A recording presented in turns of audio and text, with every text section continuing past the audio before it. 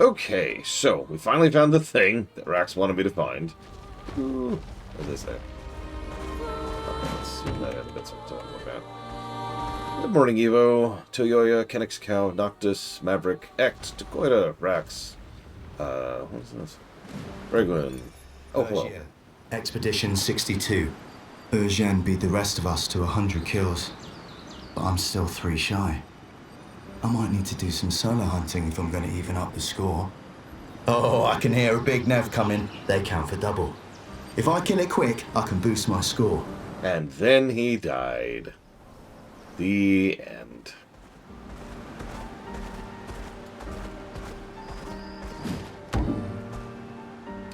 So, this is another one of those not a negatives, but like not a positive kind of situations. I really wish there was some indicator of whether or not you fought a particular mob before. Something I kind of already suspected, but verified for myself last night, is the first time you fight basically anything in the game, it drops something. I've already been here. So it'd be nice to know which things I haven't fought, rather than just forcing me to keep mental track.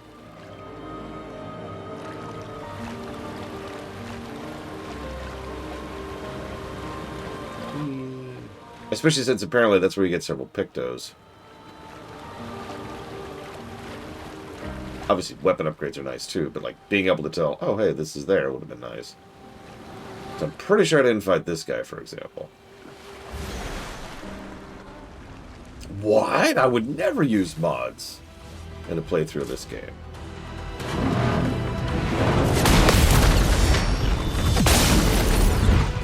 Oh, he has a lot of health.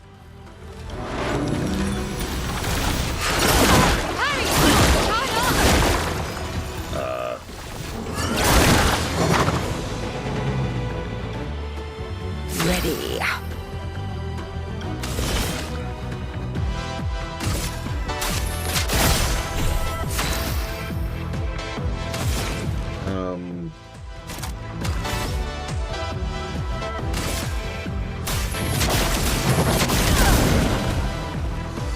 Ready to parry.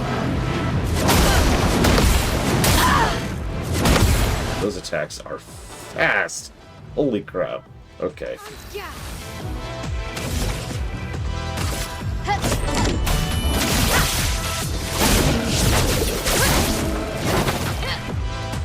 Brace yourselves. Take cover. Jesus.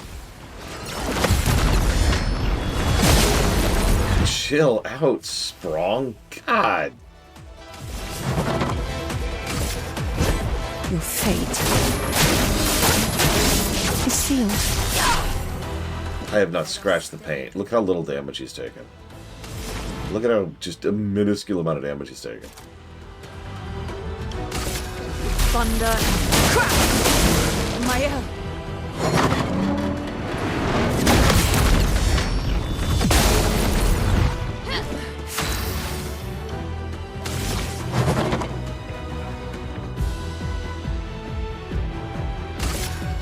Finesse and precision! Attention! Let's look from here. Dick move. Dick move.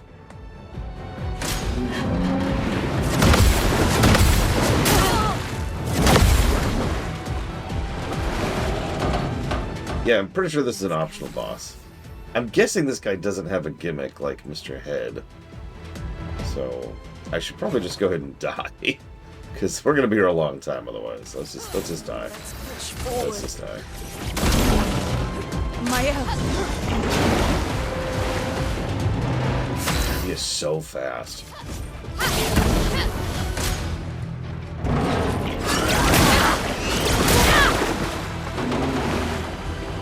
Okay.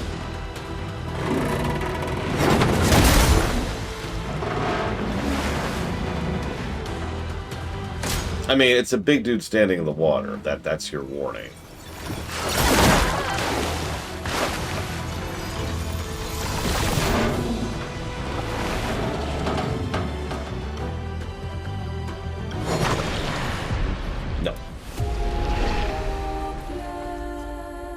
No, no, ah! Careful, Mael. Now I run, maybe?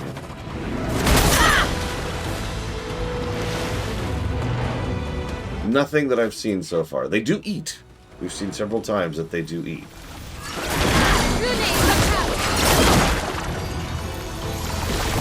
But I still don't know what the world is, what the setting is, or if people are made of pain. Nothing new has been conveyed to me. Oh, there's no run. There's no run option. Not looking good. Mael.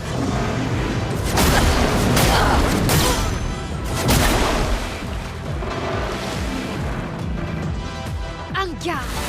Oh, that's true. Thank you for reminding me. What? Strange. We're dead. Okay, do not restart fight, please. No. Okay, we're good, we're good.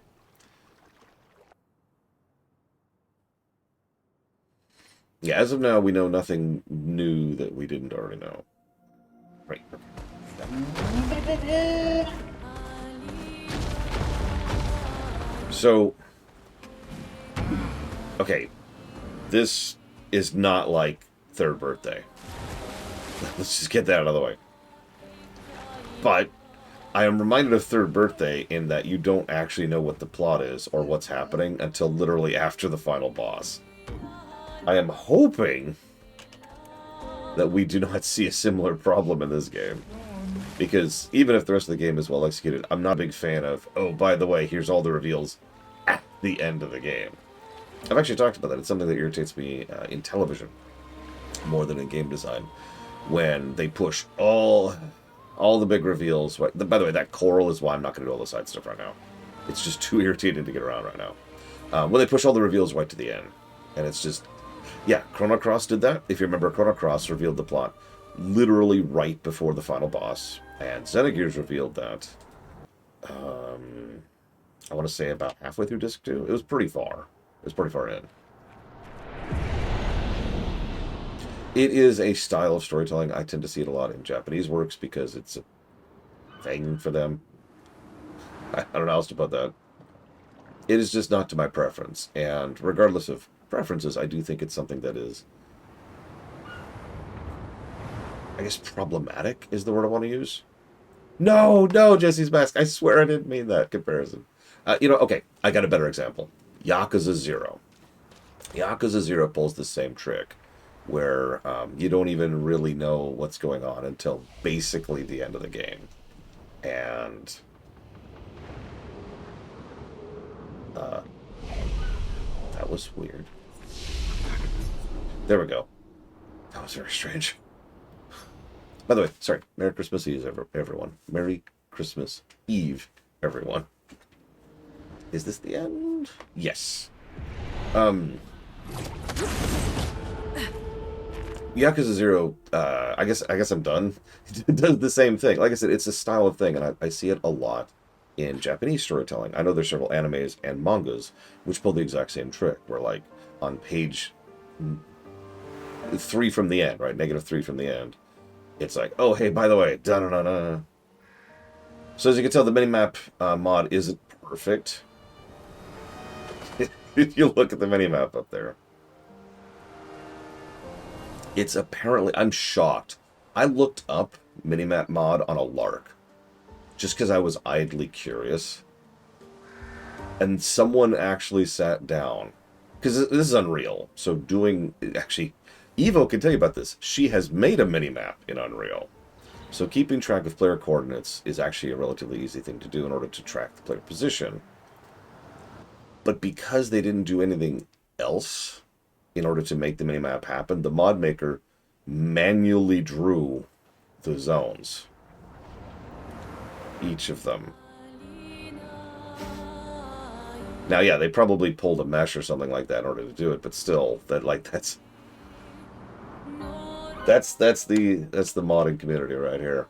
I gotta be honest, I'm not a big fan of the world mapping, but I don't even know that was there. I got it for the dungeons, because after I got excessively turned on, I did finally find the stupid thing. The death, whatever it was called. But after getting lost and turned around in that area. It's like 3 times. I had to look up a video guide to figure out where the heck I was going. By the way, if you're curious what I had missed, is I should have tilted my camera up at one point to see a grapple point. Anyways, I decided I was going to go ahead and at least poke at this and see how it feels in some of the dungeons.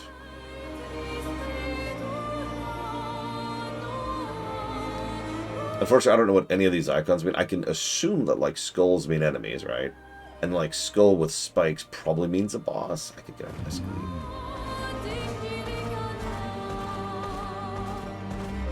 Yeah, that looks like a boss. We're not gonna do that. Map. I want to be up there, which means I want to go there.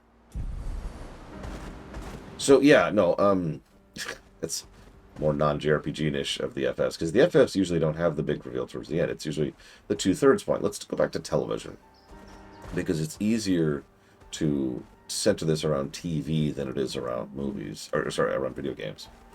In television, a distressingly common problem, especially in modern television, is to make it so that in the last episode there's some big dun-dun-dun reveal, and everything is supposed to wrap up in the last episode. Now, that can work.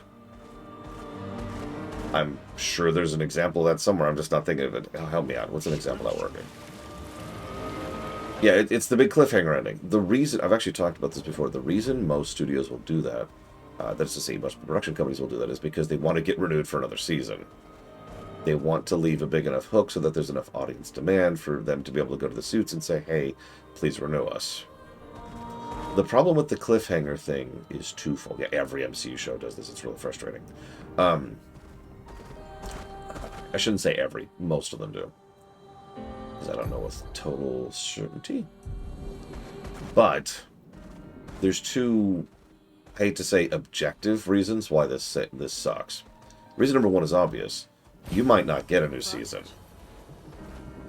So, by the way, it was his sled. The end is not super satisfying. But the second reason is much more important. So forgive me for talking about narrative structure for just a second. Let me do a completely made-up example. Let's say I've got honey barbecue flavor twists, and I'm eating this bag of twists. These twists are so good. And as I'm going through, I get a sub from Ciela. And that's the big plot twist. Oh my god. But then I realized that Ciela's the one who gave me the twists. Aw, thank you, Ciela. That's so kind of you. And now I can react to this, and we can have a character scene, and it's cool. We can follow through, and why Ciela knew this was a thing. Yeah, honey barbecue Fritas, but I highly recommend these. These are great. If you haven't tried these. I'm not sponsored. And it's like, oh my god, that explains everything. And so then, you know, I can then reach out to Ciela, and that begins our burgeoning friendship, and we go to see the movies, and it's cool. But we find out we don't really like the same kind of food, but we do like the same kind of movies. I know this all sounds like nonsense, but pare down what I just said structurally. Establishment, reveal moment, follow through. The problem is, let's redo that whole sequence, but the way the MCU shows do it, or the way a lot of shows do it. Okay, so here I am, and I'm doing my thing, and I love these chips. I love these chips so much. If only I know who gave them to me. If only I knew where these came from. I'm exaggerating a bit, but a lot of these shows will build up the twist too, right? They'll build up the big reveal, which can work. But if you then spend the whole show building up to finally be like, it was Ciela. The end. There's no follow-through. Having a follow-through allows you, the creator, to spend some time adjusting to the new status quo. Right? Because that's functionally what the big twist really means. It's an adjustment to status quo. Yeah, the 2/3 rule, exactly. Spend 2/3 of the length of the work building up. You know, establishment, reveal, which changes the new status quo, adjustment, right? And that's the overall structure. The 2/3 rule works great. Now, it's not the only way to do things, obviously. There are ways to make, you know, the big twist right at the end work. I should probably say thank you to Ciela. Thank you, Ciela, very much. Always appreciate you. Give me a second. Also, Merry Christmas. Let me write that down. The Twin Brakes problem. Yeah, actually. That's... okay, so that's going towards Alundra, Killzone, and Sonic Adventure DX. One moment, dry.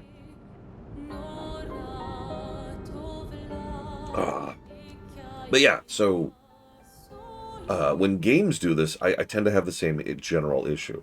The examples I just gave are perfect examples of this. Xenogears pushed its reveals way too late, which is a damn shame because Xenogears does have some solid build-up. And then it has about another 60 hours of build-up, right? Chrono Cross is actually a worse example, but that makes sense since Chrono Cross was literally a change to the plot after the plot was already made. So it's like, here's the plot, here's the plot, here's the plot, by the way.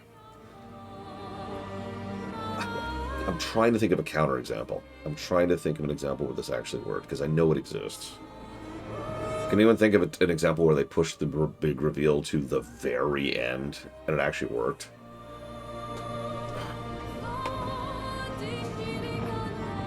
Anyway, sorry. Getting back on topic, I am hoping we'll get a big reveal moment in here before that.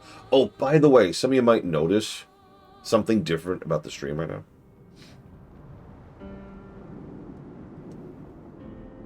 FF10 doesn't have a big reveal moment at the very end. In fact, FF10 follows the 2/3 rule almost exactly. The big twist of FF10 is at the 2/3 marker of the game. Like, almost mathematically at the 2/3 marker. Yeah, so you might find this funny. So I noticed, I was double-checking something on the VOD, and I noticed that this scroll line right about, at, I think it was Toyoyo Prius specifically, was blurring right back into Jesse's Mask. Jesse's Mask is the first person on the list, because he's the one who put the game on the list, right? So it was like, Toyo Jesse's Mask. Now, that's not the first time I've noticed that. I fiddled with that before, but I never found a solution for it. So, this time I decided I'm going to sit down, I'm going to spend some time and try to figure out what the hell's going on with this stupid thing. It turns out OBS can only allow a text file of a certain length. Period. Hard-coded. So I had so many people to say thank you to that it violated that character limit. So my rough solution was to split the thanks scroll in two. Half of y'all are up here, and half of y'all are up there, because I don't have another answer.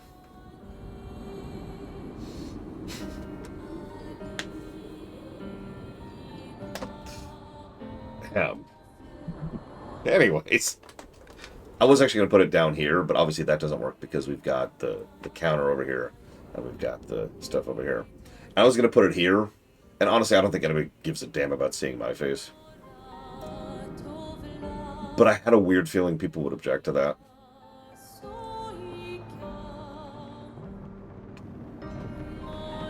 See, the problem is, this is so frustrating, too. Imagine I'm playing a game that's 4x3. I am so limited in my real estate. You see how much I have min-maxed my real estate here in order to make sure that everything has space. You know, VOD number, VOD timer, gameplay score, story score, thank you, me. Well, the problem is, I don't know where else I could put it, Rax.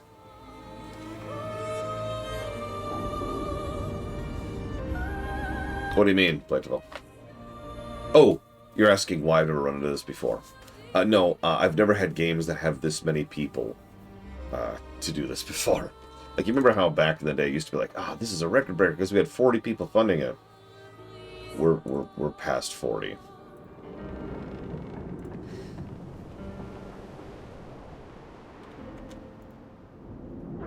That might have happened during the Dragon Age blog. That is possible. For example, I'll use a specific number. This exact one had 79. There's 79 names here. Now, it is also a character limit, not a number of donors limit, so that might be part of it. But what was the other game we had this for? Was it Trails? No. Oh, it was the awful block, 76. Yeah, I can see it right there. Speaking of which, Resident Evil block was 91. Just smash that into the ground.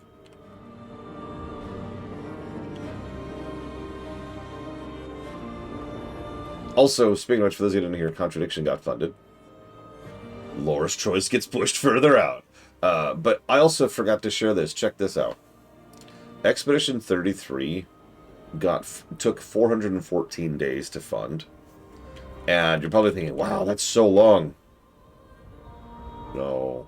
But that's really, really short. That's really, really, really short. Yeah, that... For a game this long, that is this new... And people were obviously putting money towards it before the game actually came out. Pretty much as soon as it was announced, I think. Like, just as best, you'd know better than me. When did you add this to the list? Because it was pretty early on there. The average right now, I think, is... I can actually check.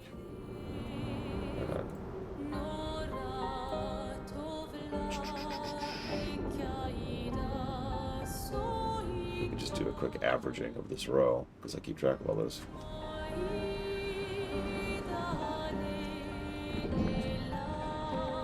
Ah! Ah!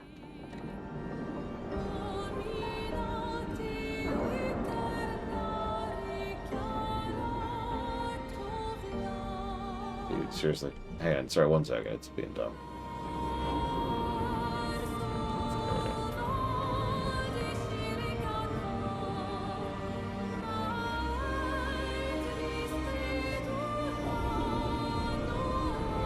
Are you gonna... Okay, hang on. I'll do it manually then. Why is the average thing not working? So, someone write down 43,243.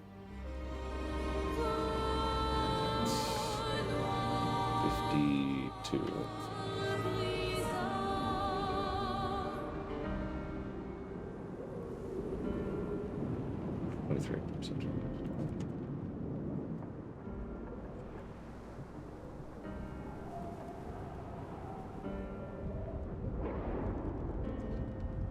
I don't know if you can hear me right now.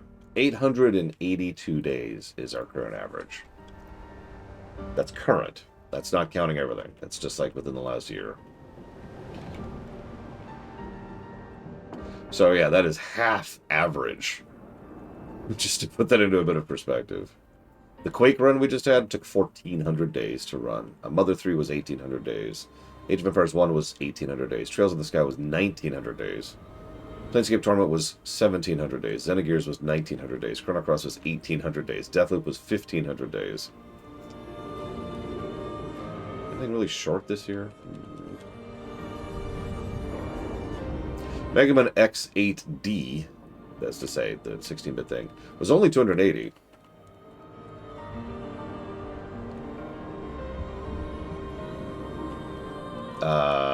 I think that's actually it. So that of the games that got funded this year, this is the second fastest. Oh, I know, Deathloop. Whatever issues I have with Expedition 33, it is nothing like Deathloop.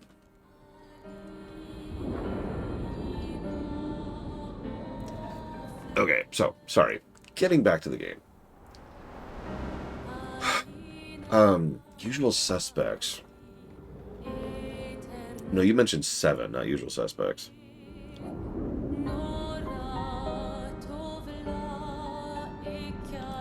I could see that, but admittedly, this is just my own personal take on it. I think movies can be structured a bit differently. You could put the big reveal at the very end of a movie, because a movie's only 90 minutes long, right? I know that sounds like an irrelevant thing, but the point is, they don't need to do a follow-through because what they're doing is a reframing.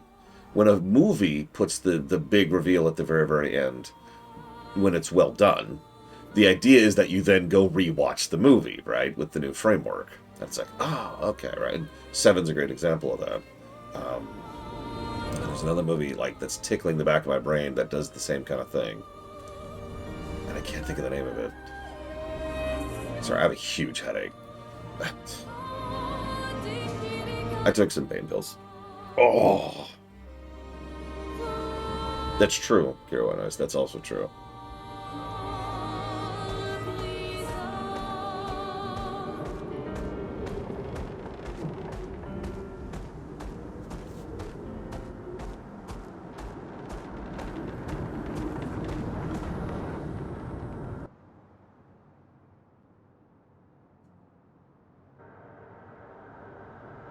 That is a lot of swords.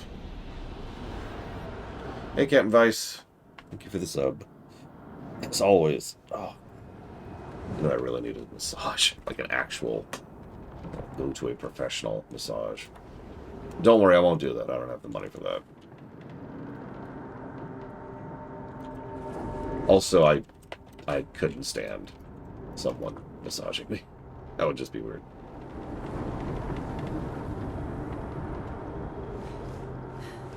Welcome, my friends, to Old Lumiere.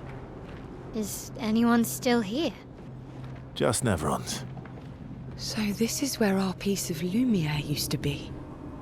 Before the fracture ripped apart the world and threw us into the sea. We're lucky it did. That's probably the only reason we survived. The heart of the Paintress is in the center. Let's go.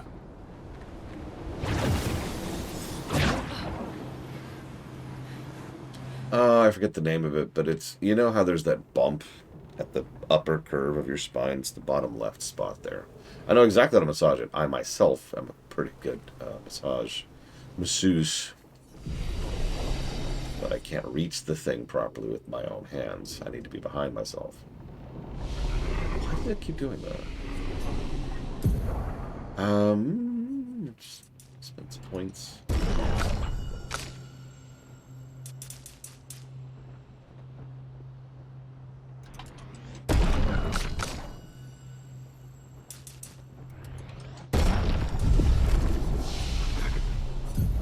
To clone myself temporarily. Just Gemini man it, you know.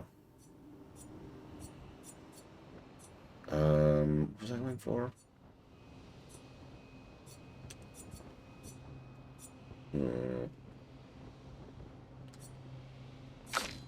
I anticipate we'll beat this game sometime over the weekend, Eva. I'm not sure how long the new stuff is, because they added a new zone? Question mark.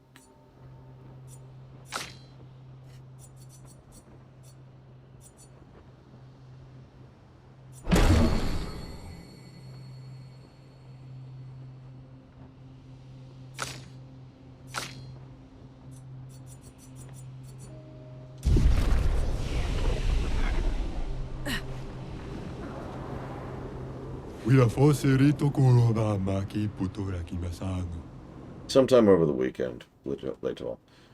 The goal is for this to pretty much take up the entire week, and then we'll hit Lufia 2 sometime next week, and then Contradiction.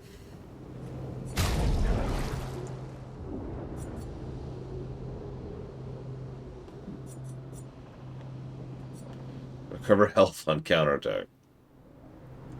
Yeah, I haven't updated the next thing, I'm sorry. I need to do that.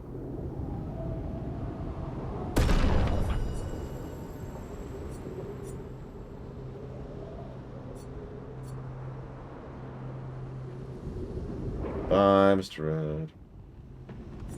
Well, let's see what he's got. Oh, don't worry. So, Expedition 33. Oh, man. Blueprints.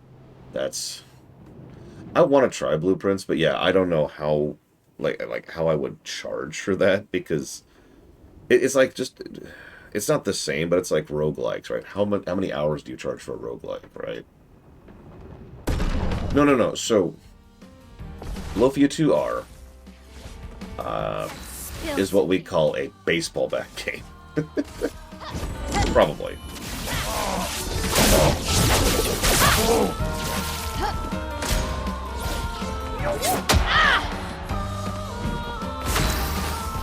Expedition 33, please don't take this the wrong way, I kind of wish was a worse game. Because then it'd just be like, aha, and we just have fun with it. Instead, it's actually a damn good game. Lufia 2R will be a worse game.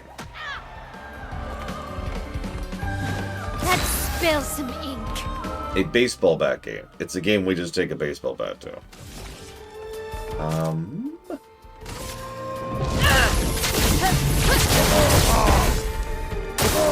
For me.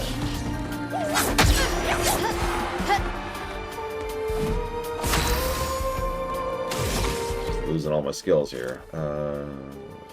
From fire. Yeah, no one worth a damn is saying this is a bad game. On is CL, right? Nothing, Mook. In fact, Lufia 1 was a acceptable game. Lufia 2 was a very high-scoring game. Then there's Lufia 2 R. I don't think I'm going to spend the money on that. Like, that's a nice free aim shot thing. So let's grab these instead.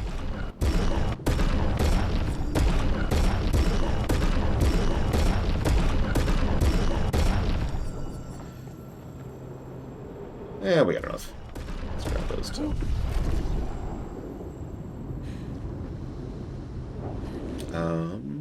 Let's go ahead and do this. Healing counter looks great, especially since I'm big on countering. But that's a lot of dosh. I don't have that. So thoughts on the music.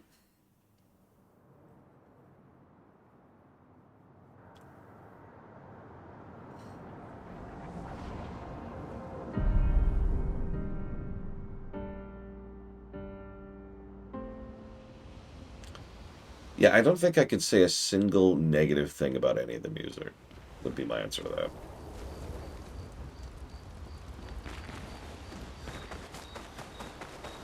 I will be 100% honest, I haven't heard an individual song that really jumps out at me yet. Not in the way...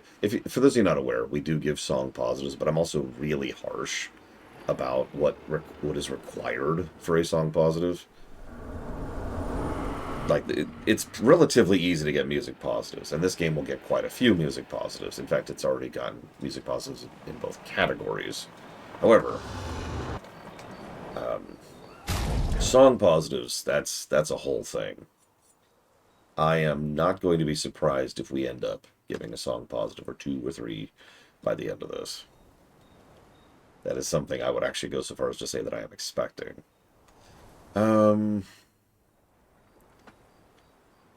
Hang on a second.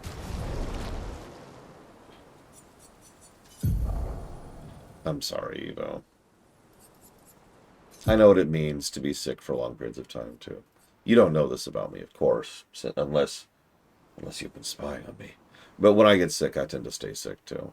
And it's definitely not because I keep working. You know, honestly, let's go and put that on her. But what I really wanted... oh, I'm not leveling it. Where's CL? There she is.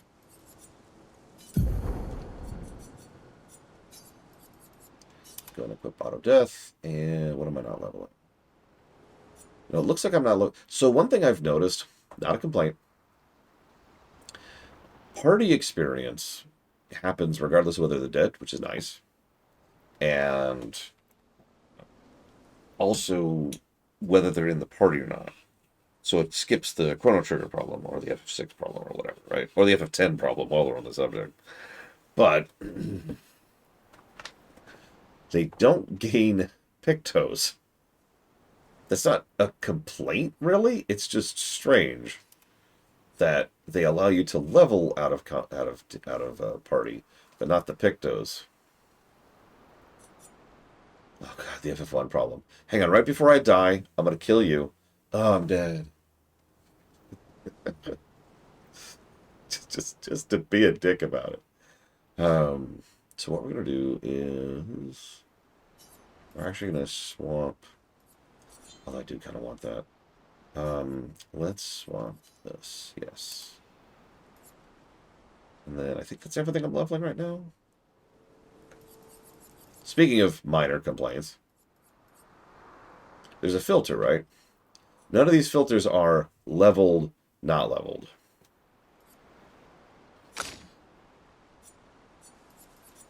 Oh, that's not even complete. That's just strange. Did none of the QA testers want to sort by pictos they haven't leveled yet? Actually, I do. It's really, really simple. So there's certain types of... So, sorry. Act asks the question. A strategy for how to best optimize eating a buffet.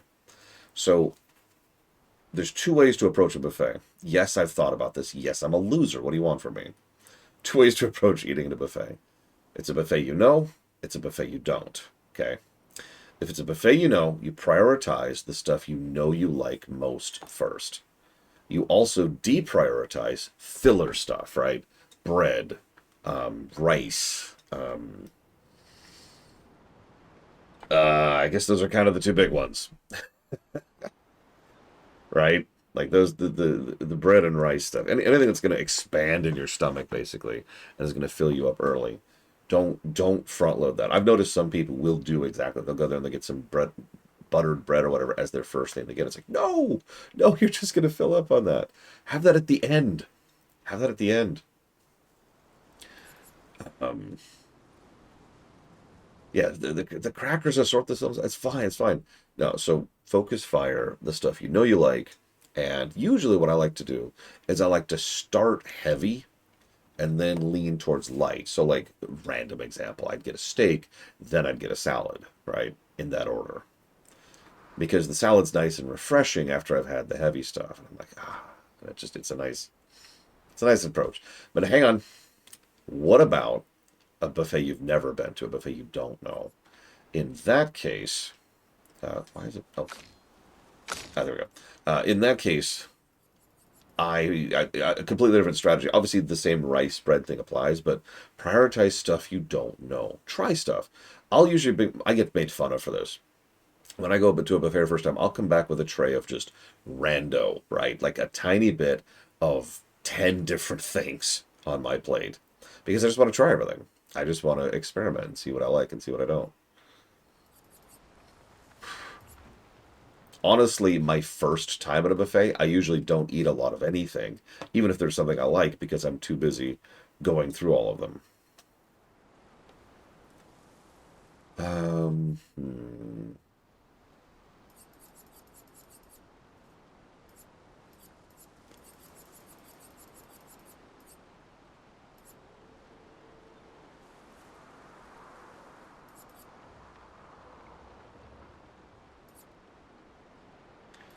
Let's do that for right now.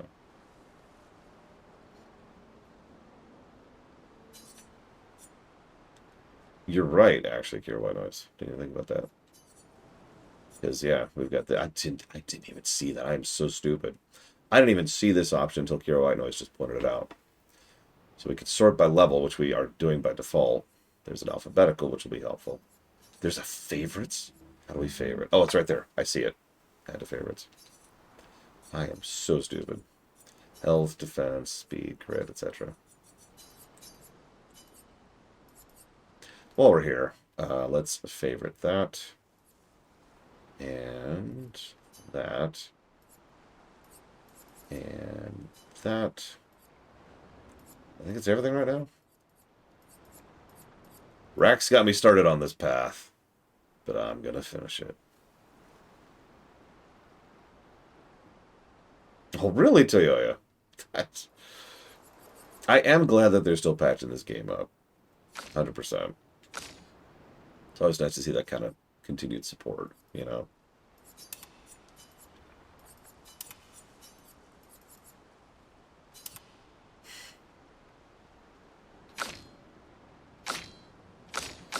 I will admit that when it comes to Indian food, my favorite is curry. I'm not shy about that. But let me tell you. So there's a tiny little place. It used to be a donut shop. I want you to picture like a mom and pop's donut shop. So like that kind of tap calf layout, right? Except now they serve Indian food. So these tiny little booths with this adorable little layout, and like it can only seat like 20 people total, and it's crammed. because it's really freaking good Indian food. That was a couple weeks ago we went there. It was so good. Oh my god. I did get, first time I tried an Indian place, I always tried their basic chicken curry. And unfortunately, they do have the, I'm trying to think of a nice way to put this, the Americanized spice levels, which means when you ask for spicy, what you get is mild. So the next time we go, I'm going to have to ask for actually spicy. It was still really good. That was like the only complaint I had about the entire place. The rest of it was just phenomenal.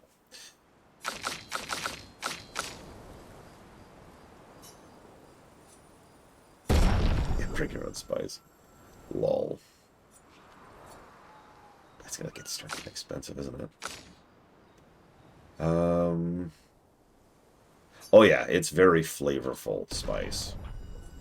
Very much so. I still don't have a good option for her, do I? Not really.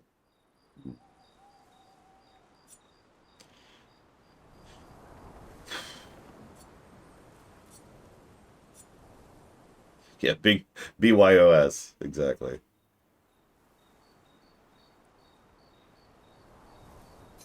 I mean, I might as well just give her more attack power here. Why not?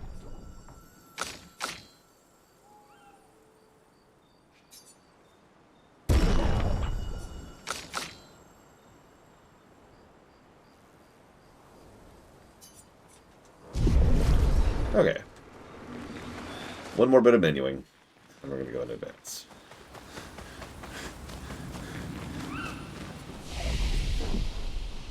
Oh. Never mind, we're done.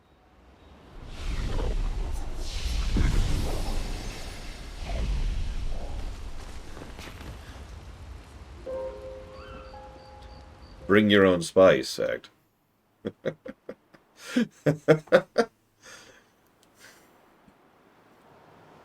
Okay. Let's do it. Old Lumiere. Lumiere? See, if I was mean, I'd pronounce all the words in this game as they would sound in English. So, you know, Old Lumiere, for example.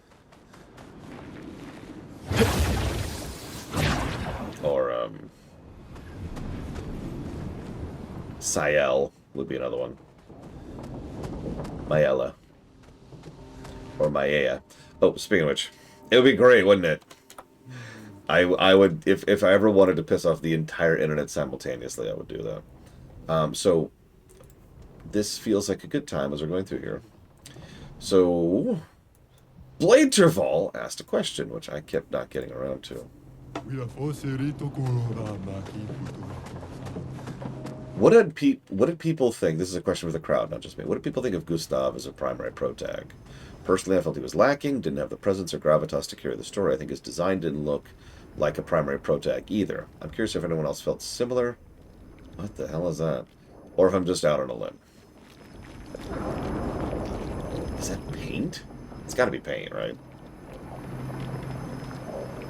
Now, what I think I liked about Gustav... Oh yeah, Maella is definitely the main character. 100%. I felt that very early on. She was central protag territory. But what I think I liked most about Gustav was that he wasn't. If that makes any sense. If I was going to restructure this a bit, and we actually mentioned this, Gustav felt like Tifa. Not really the central protag in the strictest sense of the word, but like connective tissue for the rest of the team.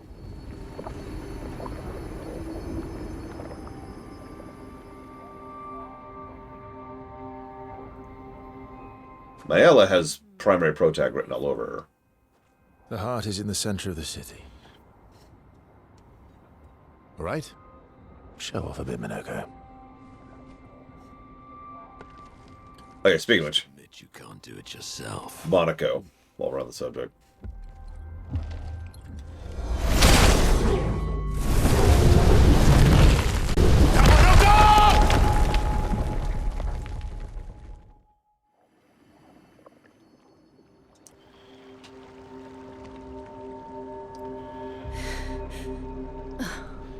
Well, good news, it's not molten paint. Hey, Nora May. Because that would have hurt her head if it was.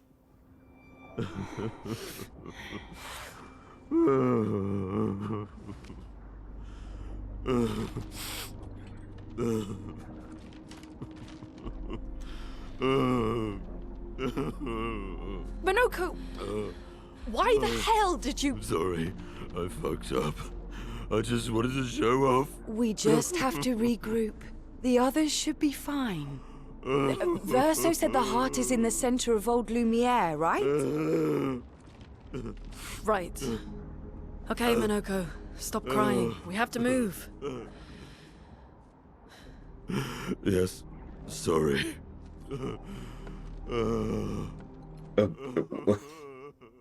What?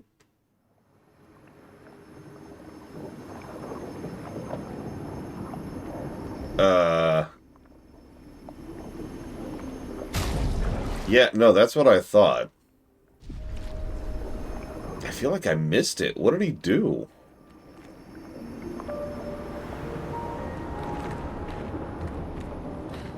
Like, yeah, he did the big, like, headbutt, but, like, and? I missed something. I get that he thought he killed everyone. Because, you know, that's what he said. Friends, I beg your forgiveness for landing us in this quagmire. It's okay, Minoko. Let's move on, shall we? Lord knows I know the vibe of, I just wanted to show off, so I screwed up.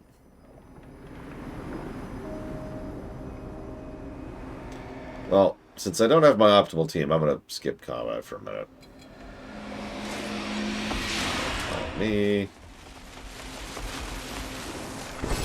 Ow, wow, wow. Whoa, no! Ah! Oh, time to die. Actually, I do want to... Oh my god. Why is she dead? Oh, that's why she's dead. That makes perfect sense. I'll do it. Never mind. Question rescinded.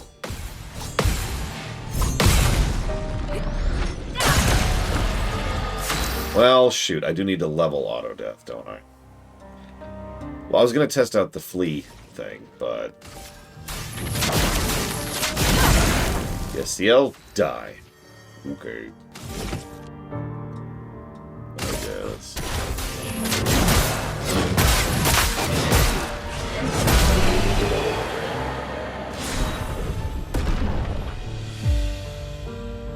Oh, wow. Okay. Well, the good news, we've got a new foot. It's all worth it. Bad news is I'm an idiot. Okay, I don't want to sound too exaggerative, but can I just say that it is such an immediate quality of life change to have a minimap? I've had this vaguely frustrating sensation of being lost the entire game. There's been some dungeons where it's not really a big deal, usually the MSQ dungeons. But holy crap. The storm is coming. Okay, so get up.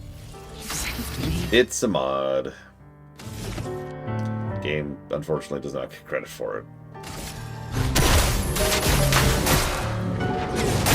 Although, that would be really funny if, like, they add that as a mod.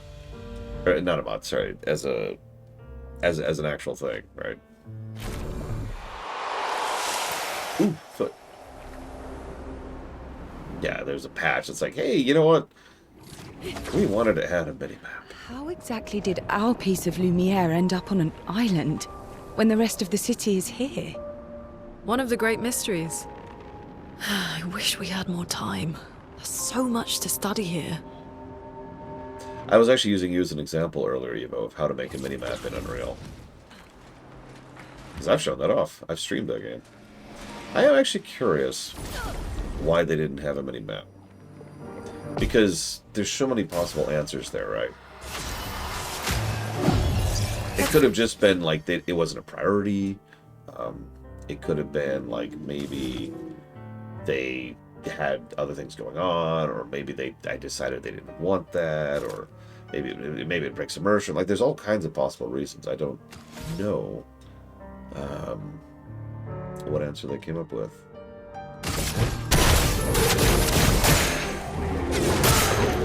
The French do not believe in maps.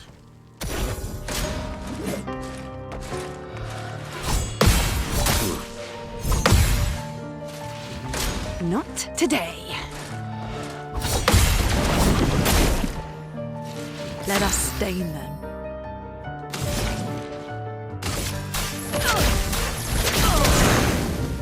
Okay. I just had a funny thought.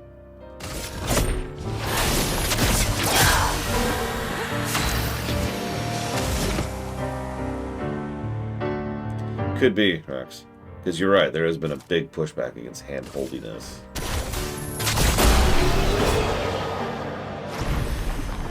And yeah, minimalistic UI has been a thing for a while now. I actually remember a PS3 game. When I played FF10, I just looked at the minimap. I don't enjoy the environment. I don't remember the level design. I just remember the maps.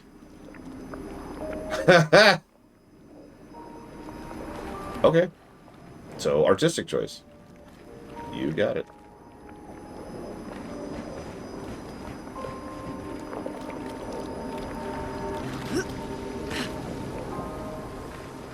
So, Minoko, what was life like before the fracture?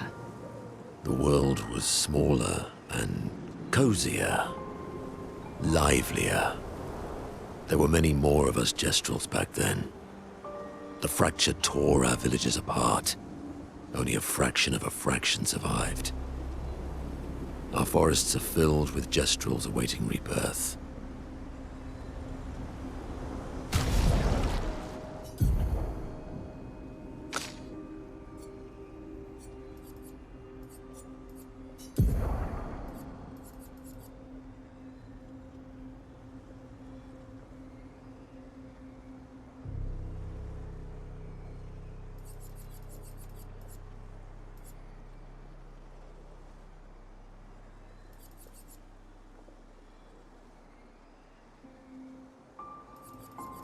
Is that it?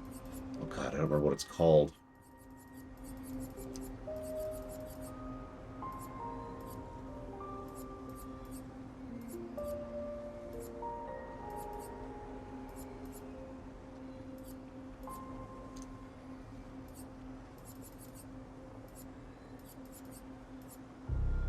Oh, that is it. Sorry, I already have it on.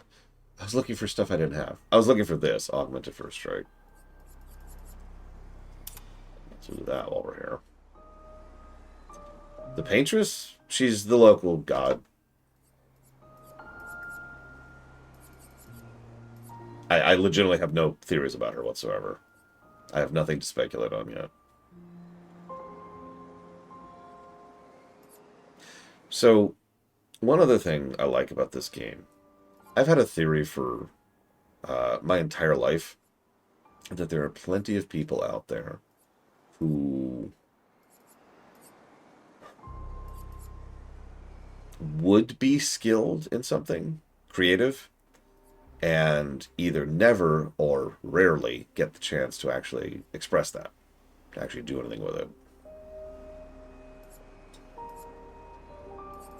I mean, rewind time about 2 years, and how many incredibly talented, skilled remixes are there for music on YouTube, right? I make it a point of trying to spread word of any new mixes or mixers that I find as wide and far as I possibly can, because just a signal boost, right? Just to get them more people listening to their music. Yeah, exactly, Ross. Like, it's just kind of the...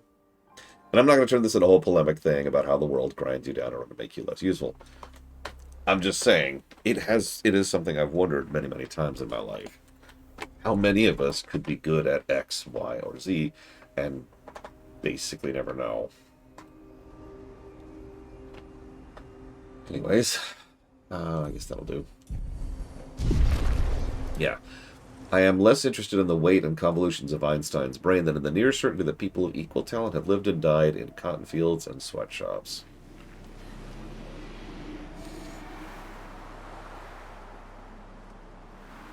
Hey, Tony. Merry Christmas.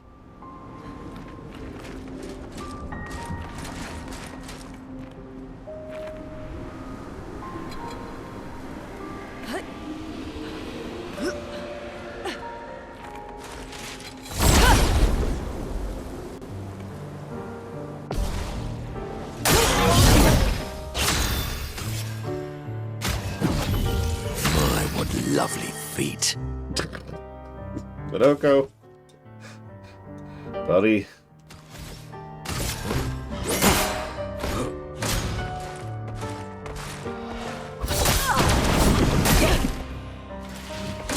Your turn to dance. I'll do it. Take cover!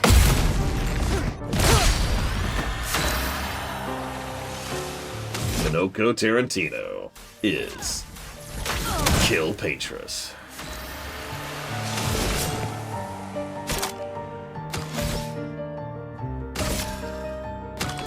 Here's your card.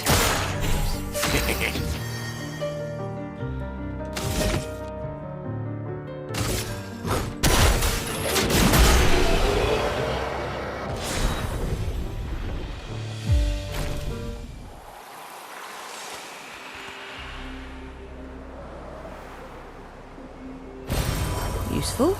That's a good point. Where's Duo go? Where's Trio go?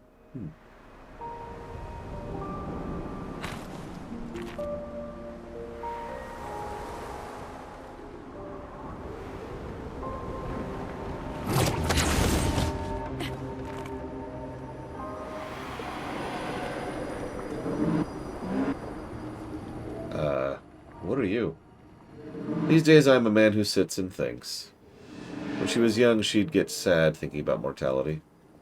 When I asked her about her sadness, her answer surprised me. The paintress paints. She wasn't scared of death itself. She was sad because there were more works of art than she'd ever be able to see in her lifetime. So many fables from around the world she'd never be able to collect, to bring to life in her workshop. All the beauty in the world she'd never get to experience. That saddened her. I encouraged them to believe their dreams are within their grasp, but she proved me a liar. She'd love to challenge me. Of all of them, she and I are most alike. It's important to remember the ones we love, to keep them alive in our minds when they are far, far away. Far, far away. I paint them so I remember them, remember their faces. Oh. Oh.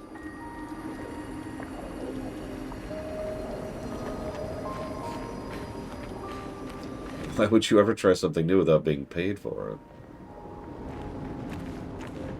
Sorry, I'm really trying to avoid getting into a polemic discussion, but if I could just say really quickly, that sentence might actually describe in a nutshell why I don't like capitalism.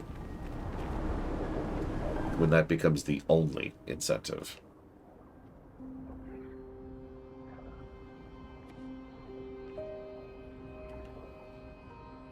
Or the primary incentive. The highest priority. Oh, hey.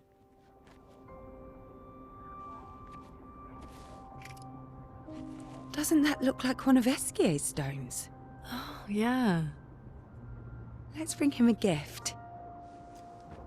Where did you put that? By the way, Escui. I was surprised you agreed so readily to Verso's plans. He seems to be our best bet for now. We lack too much information. Do you trust him? No.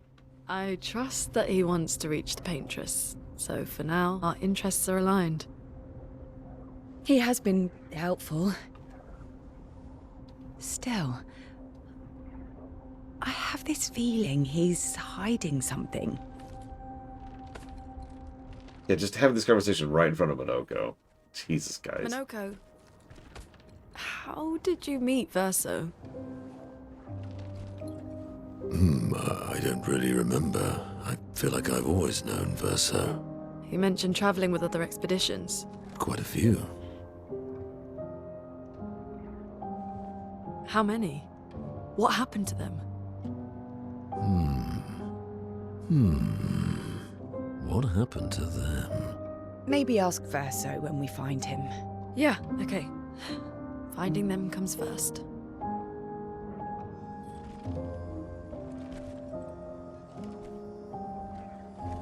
Yeah, what happened to them? Ignore the corpses. Any idea what this is? I'm afraid not. This is my first time here as well.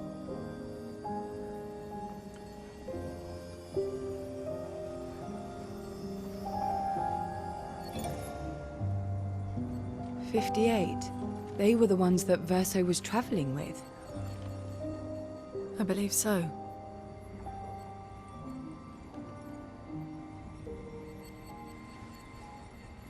They made it surprisingly far.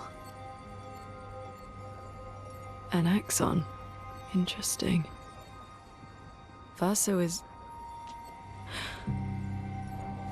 Is this true? Ugh, don't do that, game. Don't do that. Come on. Mael's with him. We need to go. Now! Verso would never harm her. Oh my god. Whoa!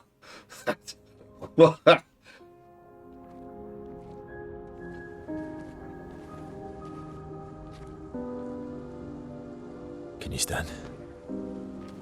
Minoko gets a bit carried away sometimes. My back hurts, but I'm fine. Good. The others are probably heading towards the center of the city. We'll rejoin them there.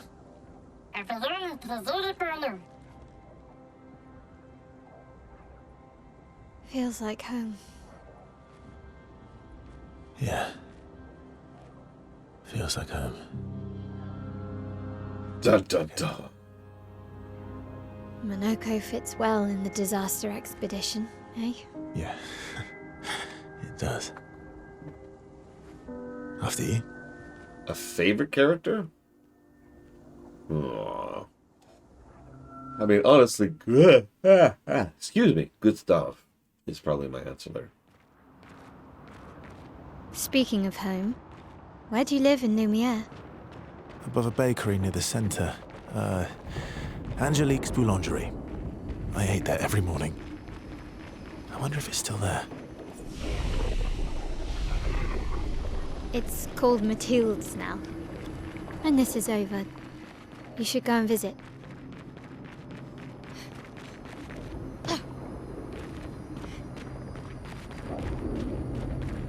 I've actually heard people say that I make the worst possible streamer because I have analyzed thousands of works in my life.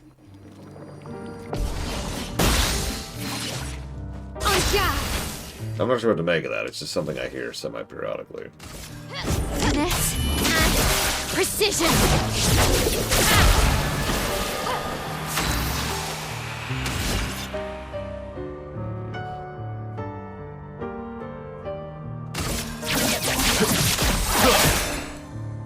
Ready to parry!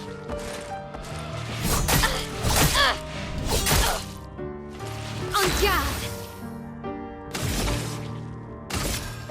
Precise strike! As far as a favorite character just on vibes, for lack of a better way to put that. See, clearly I just need to be like Asmongold. Oh. Asmongold. I threw up a little bit in my mouth there. But yeah, Minoko is probably my favorite from a pure vibes perspective. Where's the treasure? I said there was treasure.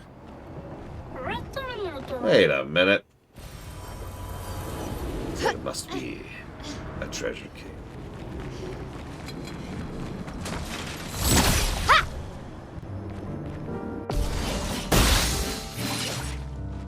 Guard up!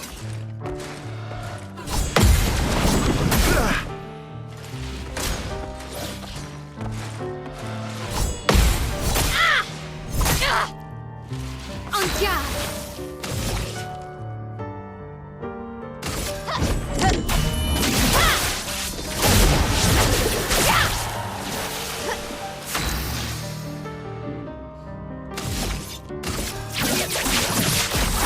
I feel like a lot of these battles are going to go exactly the same.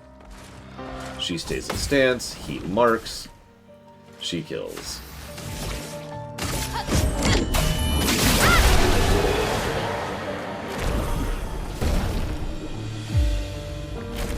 So, I noticed Verso's lower level than everyone else. I think I might have been wrong earlier. Do people out of party get no experience or less experience? To use a direct comparison point, in Chrono Trigger, people who are not in your party get 50% experience, but there's kind of a weird asterisk to that. Because, let me use a made-up example. Let's say that Verso's out of party, and he needs 1 experience to level. 1. And you get 500.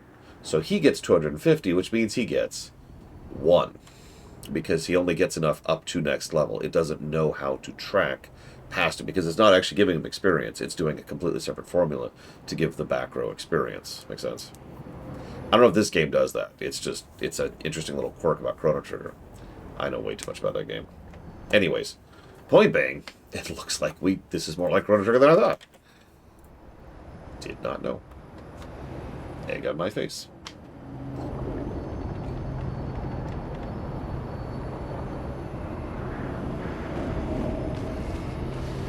Listen, I need to prove that I'm smarter than I am, which is important because I'm a moron.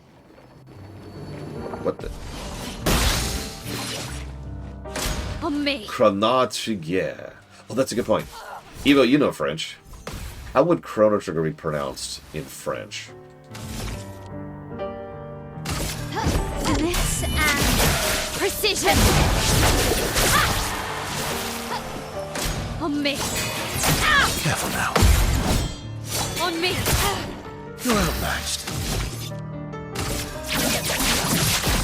Target marked. Precise strike.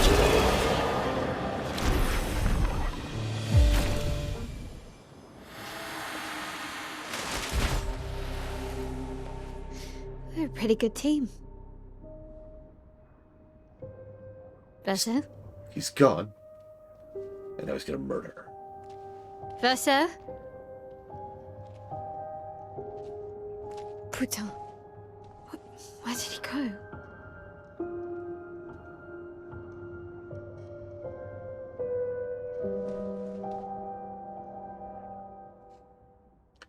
So I'm the exact opposite though, Rax. Jokes aside. For me, So, where did you... turning off my brain prevents me from enjoying something. By contrast, turning on my brain, analyzing something, really digging into something, acts as a multiplier for my enjoyment of work. If I could use a specific example, I wouldn't enjoy Dragon Age Origins or 2 or Inquisition nearly as much as I do if I just turned off my brain and went along with it. Digging into those games and really breaking them apart, good and bad, that really that adds. It's a multiplier. I don't know a better way to put it. It magnifies my enjoyment of a work. Time and time again, this has been proven for me. Go. I need to find Lune and Ciel, quickly. Hi, I'm still here. Don't worry, Verso runs off all the time. He's always ditching me and Monoko. He'll be back. This feels a little jank.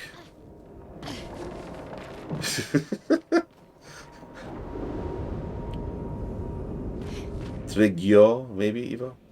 Trigyo! Yeah, I don't mind me. I was just being a Skyrim horse for a second there.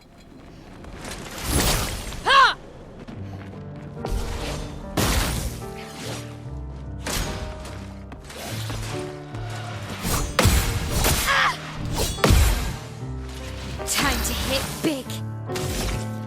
A precise strike.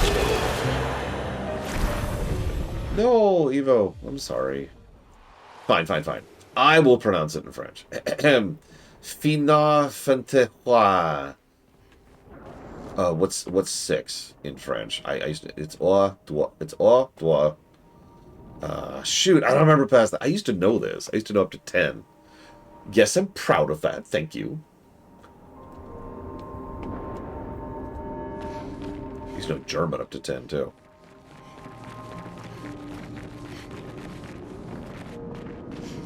Ross knows nothing. I actually did not know that you know French, no. So,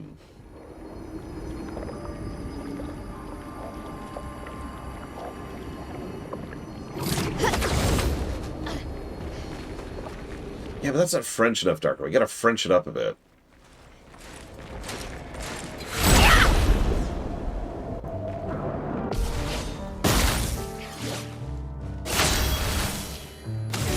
Precise strike.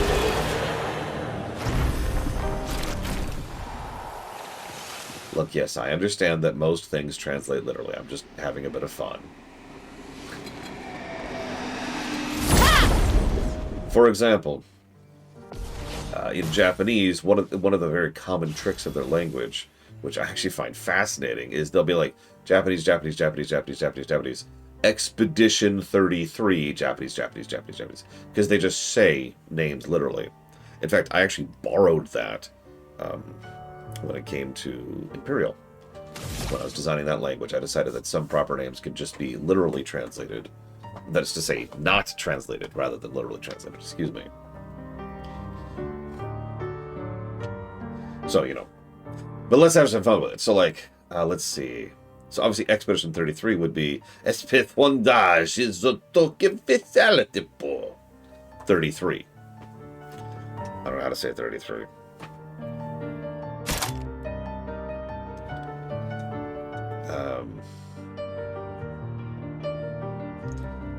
Declenshaw. I love it. I don't have any AoEs on her. She's a boss cracker. Alright, whatever, kill something. Strike! Wow, that didn't kill that.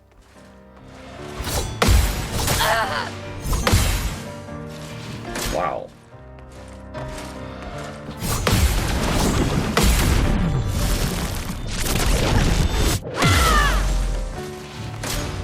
Okay. Hi, Zekdeft. Damn it. Okay, I can roll with that.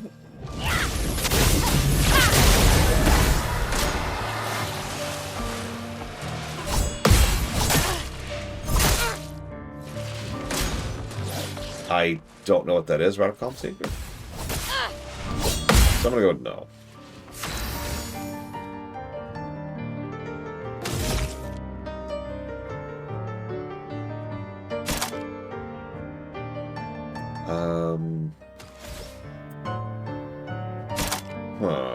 Let's, okay, apparently I do have it then.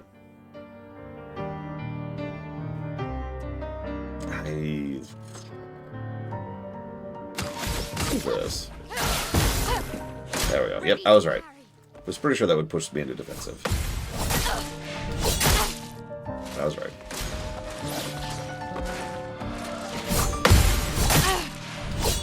Cannot parry that second hit to save my life.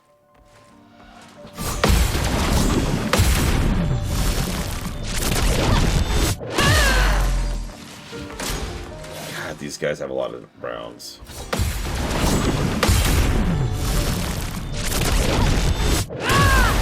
The dance begins.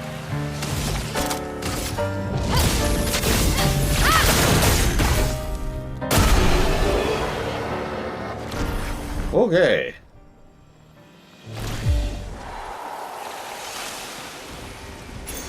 Great. Auto rush. Apply rush for 3 turns on battle start. Nice.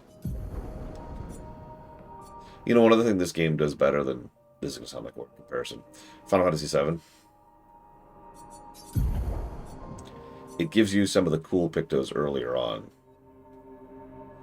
I believe rush just increases your speed, which I think makes you... It says the FF10 thing, right? It gives you more actions versus enemy actions.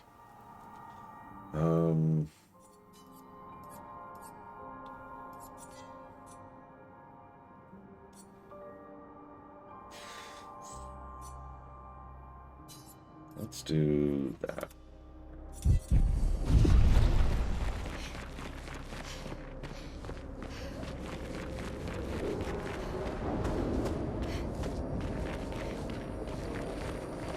I think so. I'm not actually 100% sure.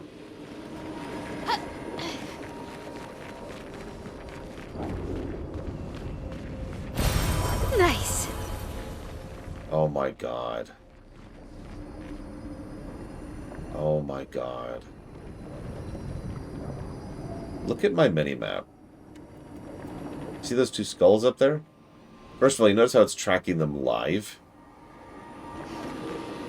Second of all, watch this.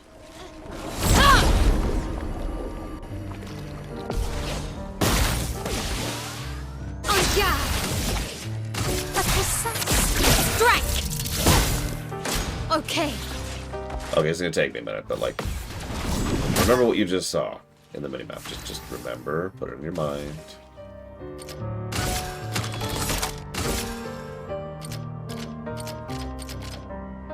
Hold up.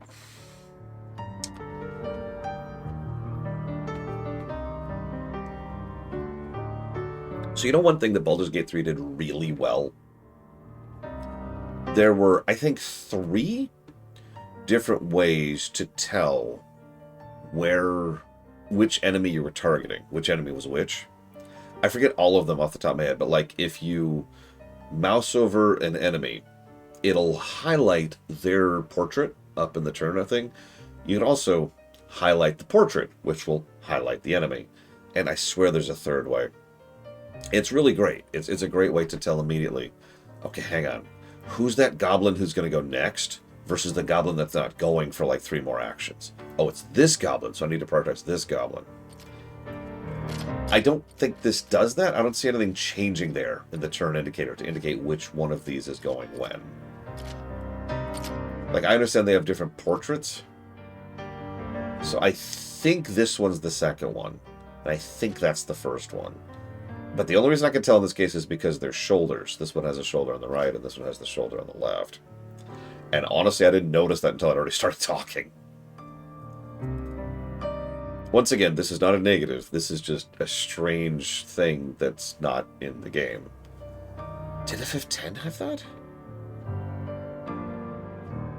I legitimately don't remember if FF10 had that. Flames. Rain.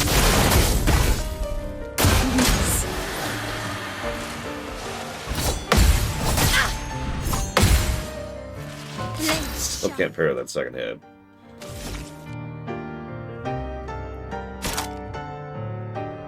Oh.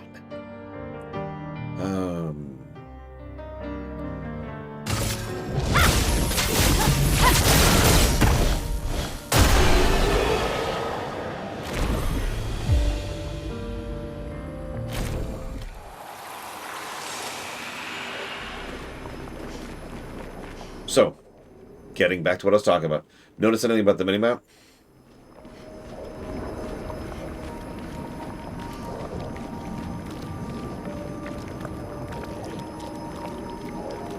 Skulls are gone.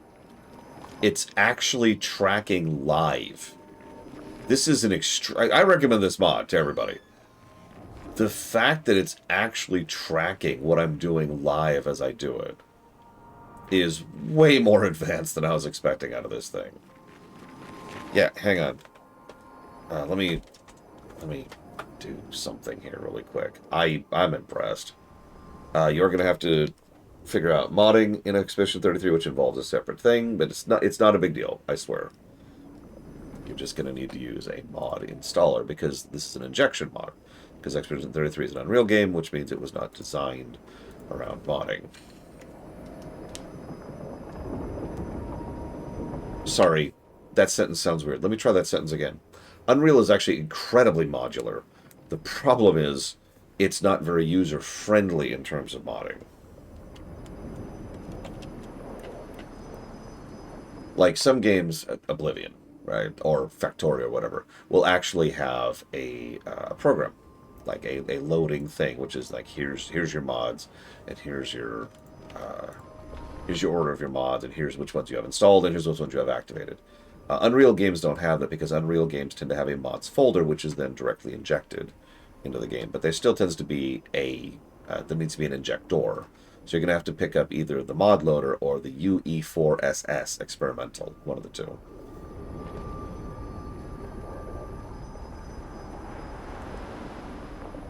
Give me a second.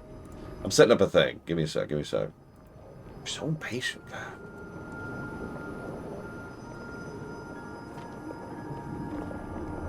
It's funny, I used the other one.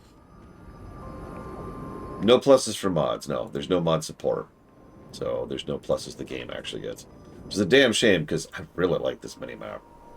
I was mostly just trying it out, but I'm already in love with this thing. Okay, someone type exclamation mark mod for me, please.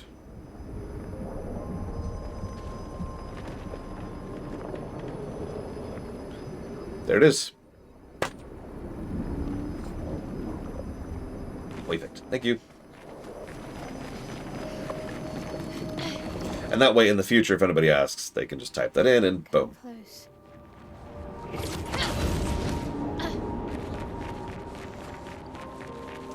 We've actually gotten pretty granular with scoring for mods, but it all boils down to support. If the game itself does not do something to encourage modding, then it doesn't get pluses, right? There was an example we ran into last year, and I don't remember what it was, but it was a game that had a ton of mods, huge modding scene, but zero mod support whatsoever. So it was kind of weird, but the game doesn't get any positives from mods because that's us, right? We get the pluses. The modding community gets the pluses there, not the game, if that makes any sense. Over there, that must be the place. This man isn't intact. Why does it feel so familiar? I know this place. Oh no. Our hidden memories are resurfacing. We are the oh God, I hope she's not the paintress. Because then we have to kill Mael. And that'll be it, right? That'll be the big thing, is we have to kill Mael in order to save the world. Oh God, that's it, isn't it? I really hope not. I like Mael. Oh yeah, no, she'll kill herself. There you go. That'll make it. That just really drive that knife in.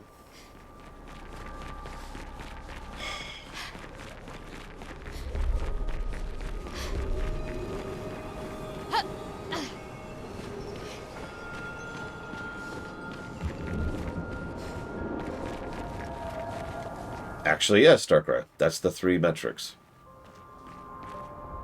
Or no. Sorry, that's not the 3 metrics. So, the first thing is true. That's user support. I actually have a better term for that, but I can't think of it right now. The second thing is the depth of modding that's available. And the third thing is dev kits, how much they put tools into players' hands to mod. So, for example, to use a specific example, Oblivion, right? Original Oblivion. There is a built-in... so ease of modding is actually not that great in Oblivion because it's not super intuitive, and you have to go find a thing, you have to put in the right thing, you have to put the mod loader in. So it's there, but it's not great. The depth of mods in Oblivion is gigantic, right? Like, you can do tons of stuff, so that's an easy triple. And then they put the actual dev tools, the tools they use to make the game, out there in the Oblivion, in the creation kit. So that's another triple, right? So I think that was single, triple, triple is how Oblivion ended up being. I think the only game we've had that's gotten a quad, or excuse me, a triple, triple, which is a 9, is StarCraft 2. Yeah, I haven't decided yet, Loke.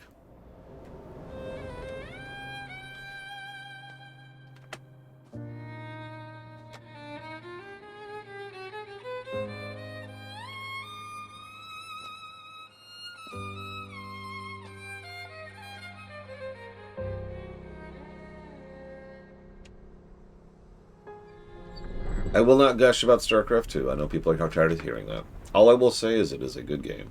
I'll leave it at that.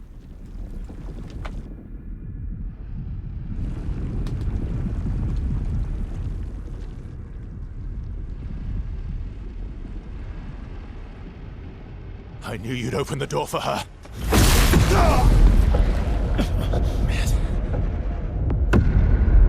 If only you were here to tell her not to do that.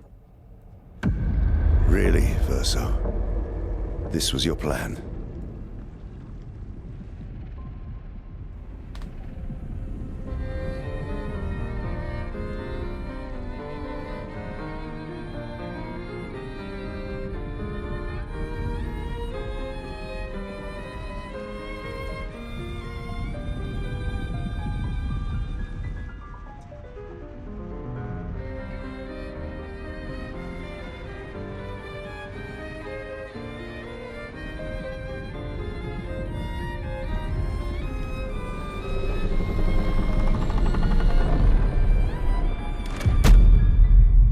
How many times must you hurt our family?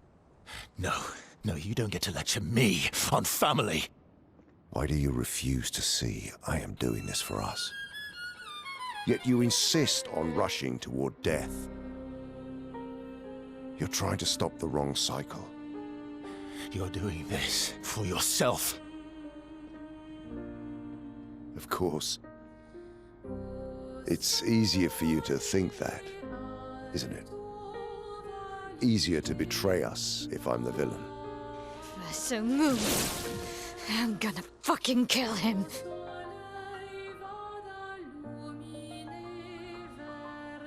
You haven't told her the truth. Have you, son?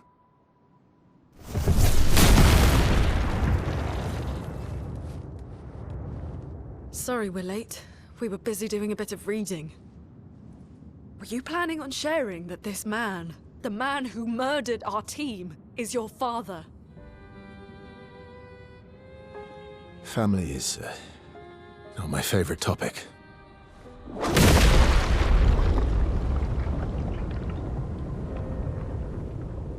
Right, can we talk about this later? I'd really like for you all to survive this.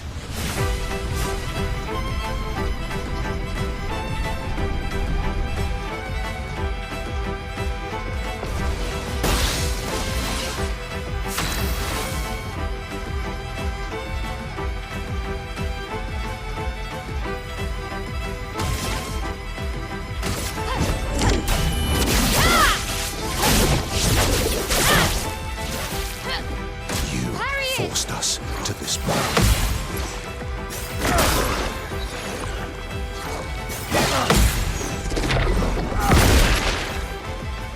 Let us stain them.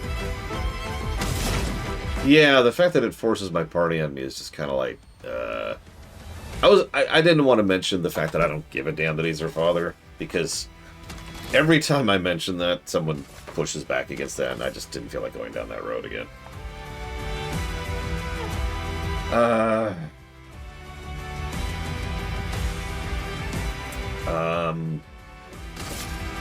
Ice shatter. I'm ready. Let's do this. We haven't gotten a chance to try this out yet, really. Let's carve a path. I don't think I've ever cared about blood relations. Ever. I could see people from a society where, you know...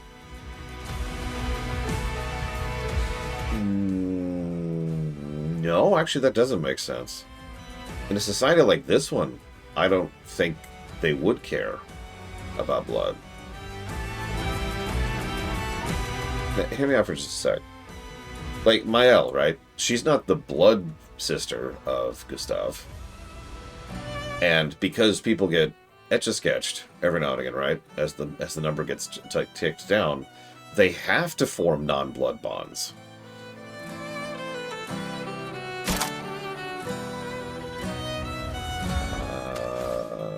There it is. Target marked. She won't help you this time.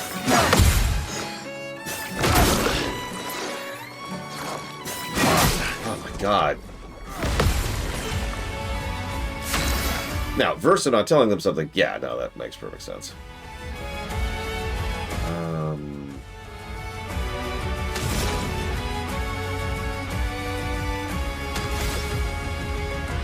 You mean the one that's not related to me by blood? Push-ups?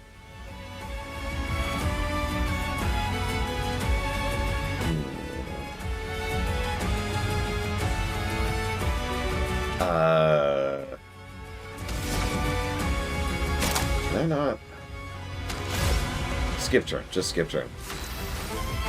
I couldn't figure out how to get what I wanted to have happen, so we're just gonna skip turn. Precise strike. I'm Ready not to angry, just disappointed. Ready to strike.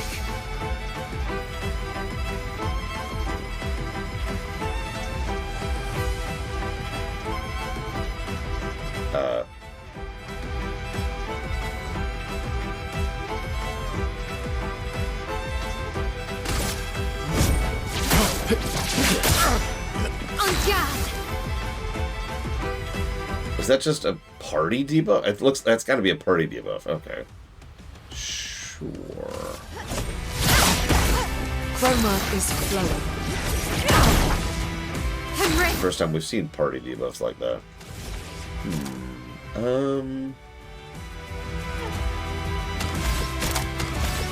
This is one weakness in my skill setup. I don't have anything I can do once I'm in offensive stance. I can do something in defensive stance. I can do something when they're burning, which the defensive stance switch can do. And I can have 3 things I can do in Virtuoso. But I have nothing I can really do once I'm in offensive. So I'm actually just going to attack. Should push me to defensive. Tearing this family apart.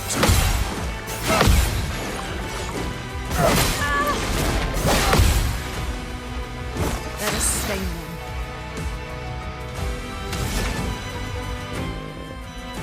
What is the name of this song? Good question.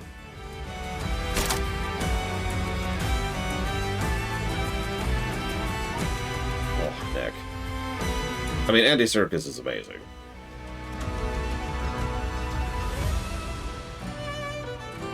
Let's go ahead and do this. Cut him down.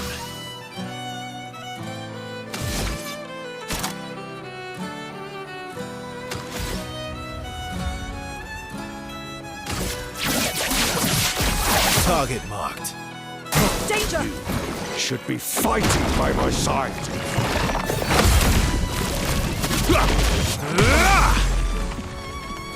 This will hurt.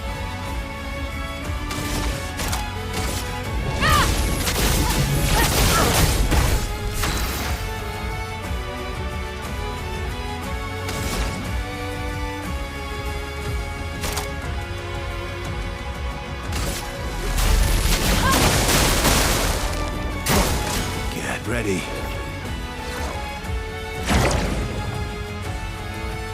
Okay. On guard. On fire. Ready to strike.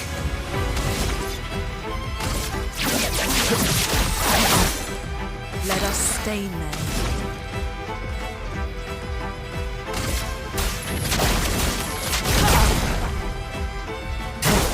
Not impressed.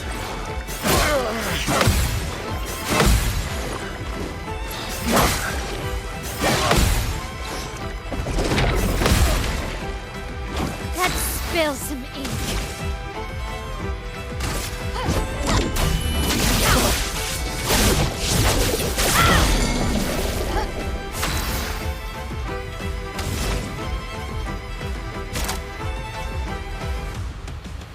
Another thing I have a problem of in my build-up is that Lune doesn't have anything to do with lightning charges right now. I need to fix that. But for the moment, it looks like I actually can do that. So do that I shall.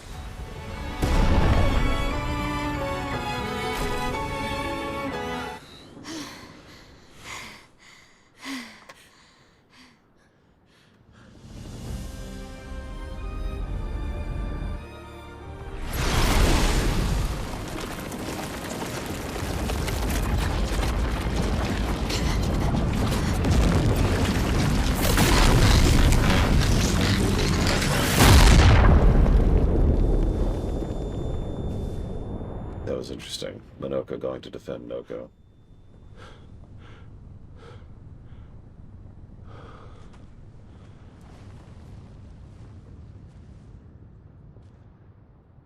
Everyone all right?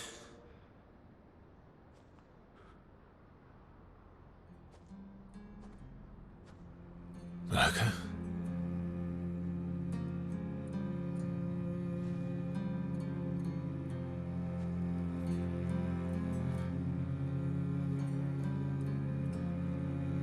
Noko's broken.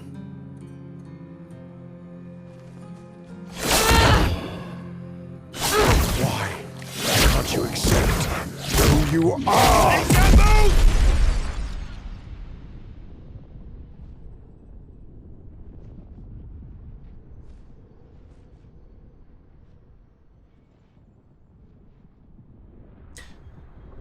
Alicia?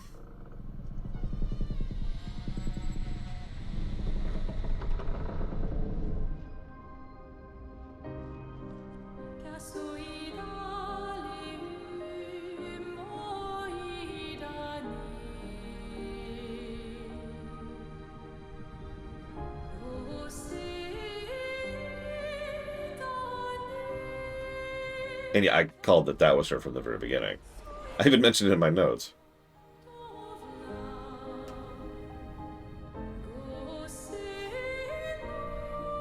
I don't know what that means.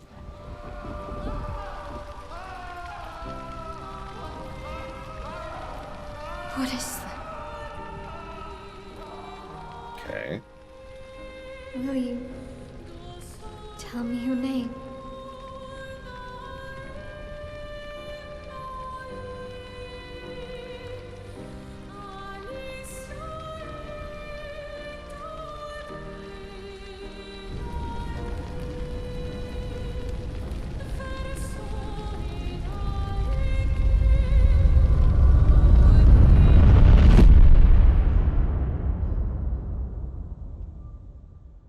And yeah, fire scars, if you're wondering. Where did it go? No, no, no, no. Alicia. Fuck!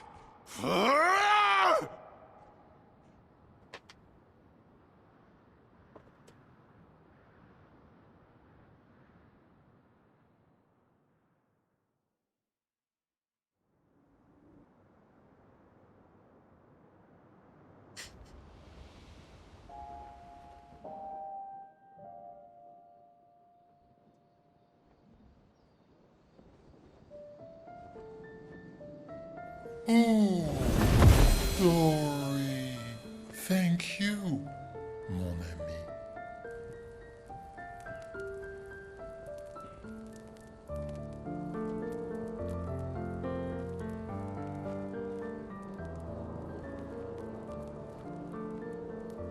Care to explain?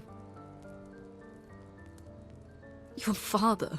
I don't think of him as my father anymore. Still, why didn't you just tell us? Because it's private. And it's painful and it's none of your business. I cut ties with him decades ago. Lying by omission is still lying. I've told you everything you need to know. I'd rather make that determination for myself. I think we can all understand where each other's coming from, right? He hasn't steered us wrong yet. But we're a team now. And we won't get very far if we don't trust each other. Family's complicated.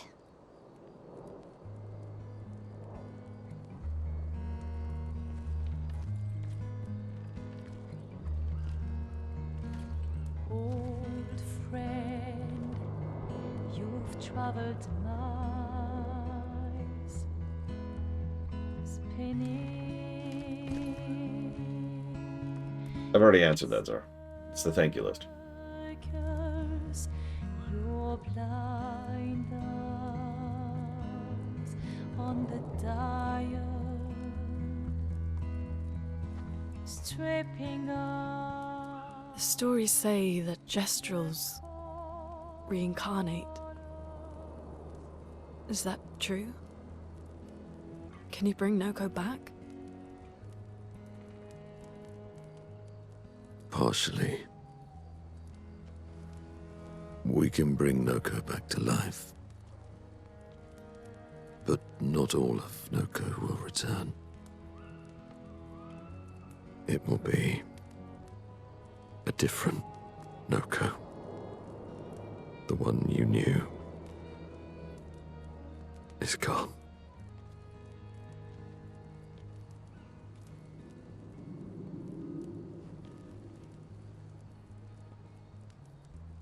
I'm so very sorry, my friend. And all for naught. The Painter's heart was in that manor, and now it's gone. We have no way to access the monolith. Expedition 58 seemed to think you knew another way. What? We found 58 and their journals. So that's how you... I wasn't hiding it. If that's what you're implying. It's a dead end. Wait, what are you talking about? There is someone else who can help us.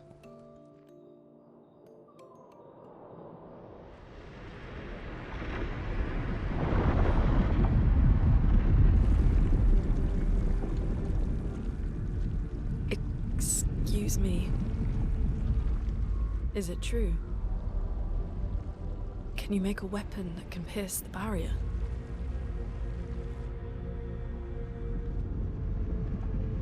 Do you need something from the Axons?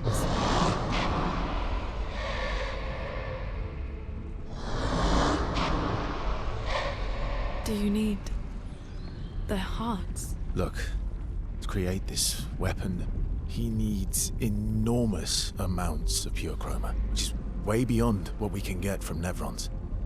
The only source are Axons, yes. But like I said, that's a dead end. It's impossible. Why? What are Axons? They're massive creatures living on islands around the monolith. They're much stronger and much more dangerous than Nevrons.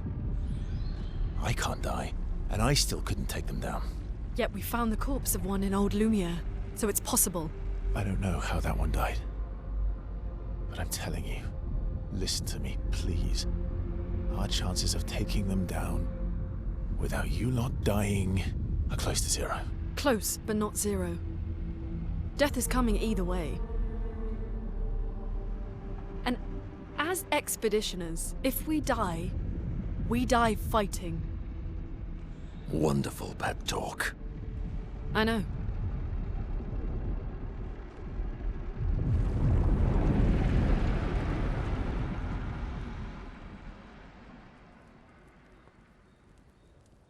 All right, if we're going to fight the Axons, then let's be smart about it. What do you mean? I've had a few rough encounters with the Axons. There are 3 located on islands around the monolith, and we need at least 2 hearts to get enough chroma. One lives on a mountain too high for us to reach, so that one's out. We should start with the one to the west of the monolith. It's already been weakened by previous expeditions, right? Yeah, good idea. Maximize our chances. Or we embrace the challenge and pick the one in the east. I like your spirit. Thank you. Did you listen to what I just said?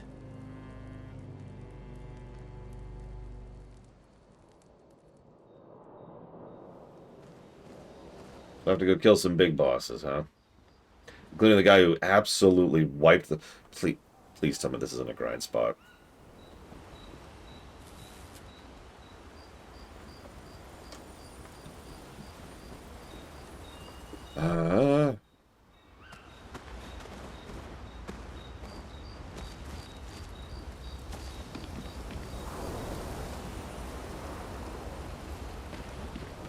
All these years and you've never defeated an Axon? They're kind of tough. And do you think our chances are close to zero? I didn't think you cared about odds. Lune and I have less than a year. But Mael's different.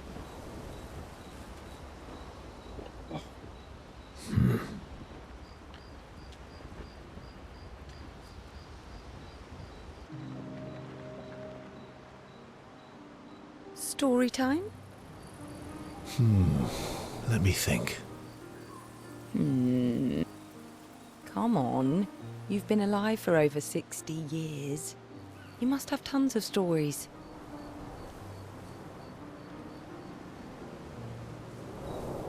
Over 100 years, actually. So, it's hard to choose. You're 100 years old and so indecisive? All right. Let me think. Okay, I'm going to share something deeply personal with you. Oh, I'm so intrigued. It's about my hair. Your hair? That's a bit literal on the dark and personal. Hey, I'm sharing a heartfelt secret here. Do you want the story or not? Please, do share. Sometime after the fracture, my hair turned completely white, like an old man. Luckily, the Gestrel village has a hairstylist quite skilled in color treatments. Lucky. But he's always napping when I get there, and his apprentice always mucks things up. I'm lucky my hair's not purple this time. Purple could be fun. So, your turn. All right, now we need Versa. I almost said Gustav. We need Versa with purple hair. That was hardly dark or personal. White hair? Old man, I'm revealing myself here. All you've revealed is that you're vain, and that you're really bad at making appointments. Vain? Hey, I'm not the one with all the bracelets and rings. Actually, my students made these bracelets for me, to remember them by. Because chances are we'll never see each other again. Not necessarily. I'm an optimist, but I'm also a realist. My youngest student is 6. Her parents will gommage when she's 12, and she herself won't live past 21. Her parents did the maths. They'll have 12 years as a family, and she'll experience 21 years of life. These are the choices we get to make. The earlier you have children, the more time you get to share with them, the more life they'll get to live. And every year you wait... You're shortening your child's life. Precisely. You don't have any children, though. No, I don't, but I have my students. One of my friends, Sophie, said it best. She said she loves her children so much, the best thing she could do for them is not to have them. I mean, yeah. They deserve better. See? Dark and personal. Yeah, you've set the bar high. Come back with a better story next time.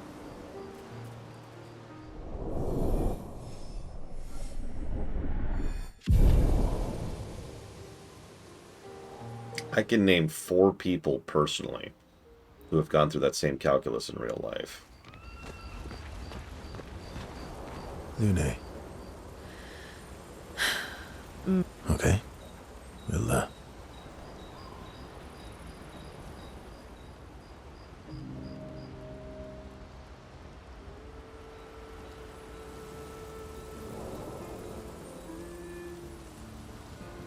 Alright, what do we think? Is Lune a dog person or a cat person? Dogs are better, but worse. And cats are worse, but better.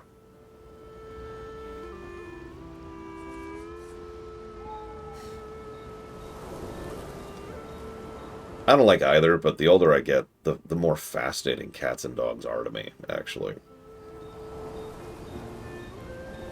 Dogs are more intelligent, more friendly, more social, useful, if you have a use for them. They're partners, right? A cat is more like a companion. Yeah, dogs are also more messy, louder, and can cause problems more, especially since they're so much larger and can get into things. It's also kind of the problem with a dog being smart. A dog, this is true. One of the few things I know about dogs is they are smart enough to recognize that what you are looking at is different from what they are looking at. I know that sounds like a, but there's a decent chunk of animals that don't understand the difference in perspective. So dogs can tell when you're not looking. The problem with that is that means if you're not looking, they know you're not looking. And they can try to steal the food that you just said no for them to grab. Cats. Yeah, cats are way less maintenance for the most part. Like, there's not much involved in sitting there and petting a cat, whereas you gotta go walk a dog and play with a dog. They need exercise. They need air, right? And a cat can be comforting and just this kind of little ball of fluff and happiness. And they also are very stupid. And they can cause their own issues. You just still need to interact with the cat, obviously. It's one of the biggest reasons I'm happy that Pocket is here now. Like, all of this also depends on breed, obviously. Either way, dogs are better. Do you like cats? What? Do you like cats? I think you've spent too much time alone. You've forgotten how to start a human conversation. I just have this feeling you're a cat person. Well, you're wrong. I did have a dog named Pat, though.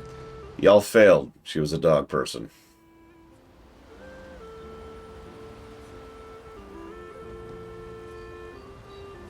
You named your dog Paw.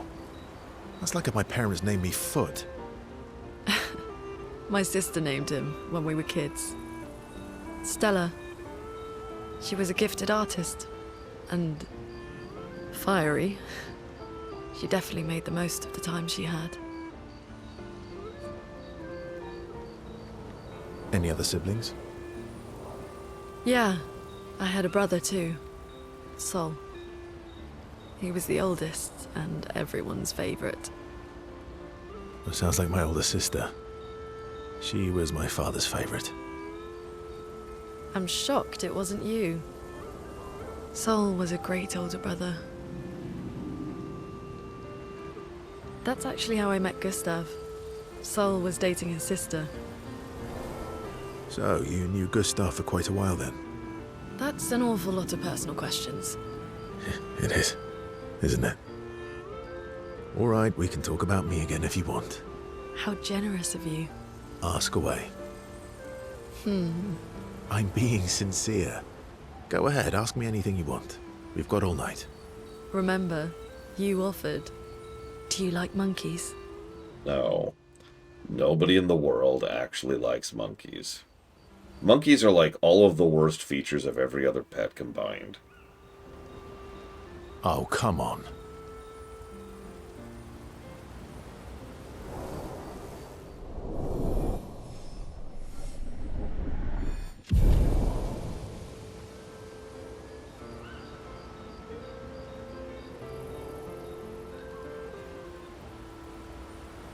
Like I find animals then, Mook. Death to monkeys. And death to the living. Ready for the axons?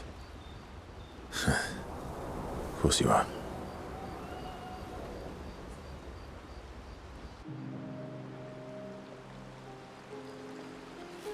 What was it like for you, growing up in Lumiere? Aside from being a sad and lonely orphan, it was great. Although technically, everyone in Lumiere is an orphan. Listen, Loke, I'm just gonna kill all the animals. Okay, I'm sorry. That's the real goal. Big plot twist right at the last minute. I'm actually here to kill all the animals. But don't worry, it's not like out of evil or malice. It's just pest control. Sorry. I'm here to fumigate the universe. How old were you when your parents passed away? Around 3, I guess. I was an unwelcome surprise. They never wanted kids. And they definitely didn't want one right before their gommage. I mean, if I was any Daedric Lord, I'd be Jigalog. Yeah. Your arrival must have caused quite a bit of concern. Panic's probably a better word. Then they died. And I bounced around from family to family. I can't even remember all of them. I was kind of a weird kid, I guess. Oh yeah. Sorry, what he said was, so was I. Yeah, I was obsessed with my piano and my paint set. I was a bit more severe than that. I used to have lots of nightmares and talk to myself. Kept running away from home all the time. Nah, if that's weird, then we're all weird. Actually, I kind of think everyone's a weird kid in someone's eyes. Yeah. Well, I was a weird kid in everyone's eyes. Even Gustav's. Kind of. It's why he and his sister took me in. Nobody else wanted me. But I guess Gustav and Emma used to be weird kids too. So they liked me. See? Everyone's weird. Yeah, that was one of the earliest lessons I learned when I was like single-digit range. No one's normal. Everyone's weird. What's something you liked about Lumiere? Wandering around the buildings. Nobody wanted me for any of the fancy apprenticeships. So I got stuck as a runner for the warehouses. But that turned out to be kind of nice. I got to go everywhere in the city. I probably know the place better than anyone. Yeah? What was your favorite place? Wait. If you're normal, you're boring. And I'm the most boring person. Oh my god. Max, you're right. The Hanging Gardens. Me and Gustav used to go up there a lot. Do you miss Lumiere?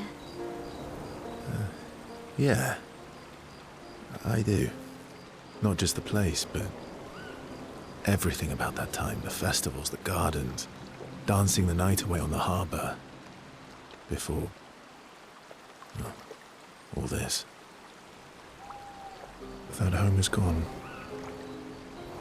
Not just the place, but also the people. You have us now? Yeah.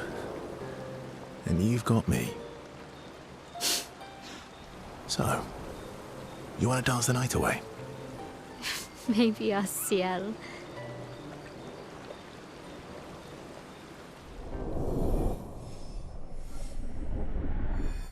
Wong.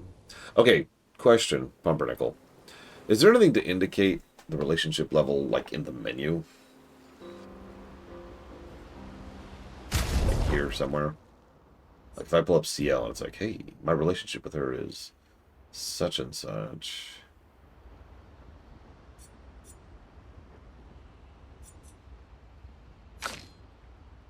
That's okay. Not a big deal. As with so many other niggling things I keep bringing up. Gradient attacks are locked behind relationship level. Did not know that. Interesting.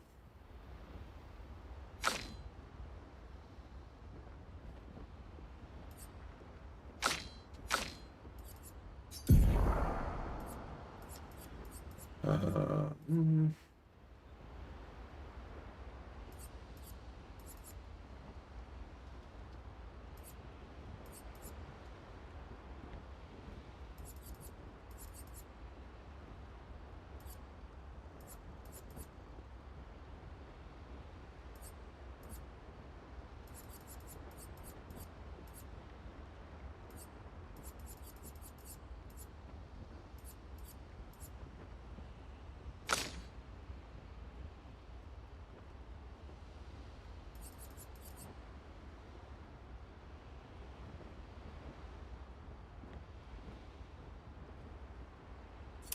So, from what I've seen so far, levels are pretty unimportant.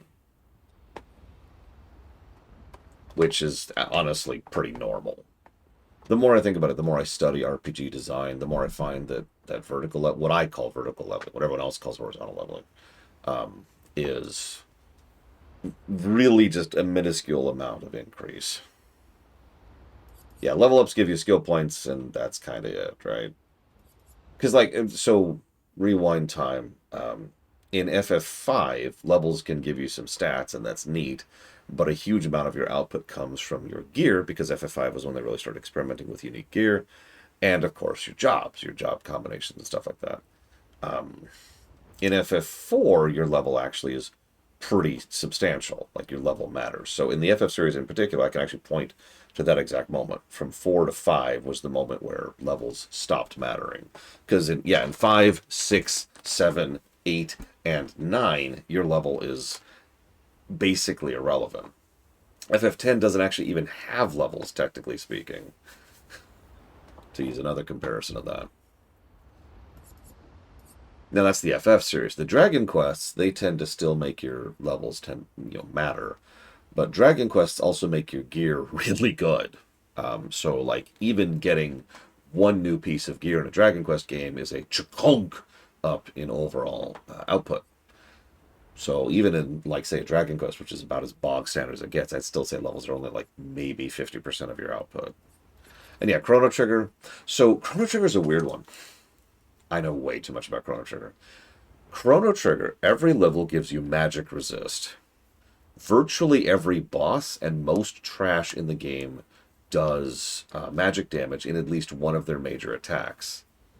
So your overall, your live capacity is directly tied to your magic resist, and your magic resist goes up automatically with your levels. So that's like a direct linear power progression simply from having that. It is fascinating fighting some of those enemies at ludicrously low level, like I have done. I did a level 1 test of Chrono Trigger, because some of their magic attacks will actually break the 4-digit barrier and just destroy you, because you're supposed to be like level 20 or 30 or whatever, and it's supposed to be reducing that damage by a huge amount. Interesting stuff there. But even in Chrono Trigger, your levels are still only maybe like 30%, I'd say, of your overall output. Because your gear, especially your accessories, because same thing as the relics over at FF6. So your gear, your relics, and your tech points are the big things in Chrono Trigger. I don't know what to do with her. None of this really feels like it matters.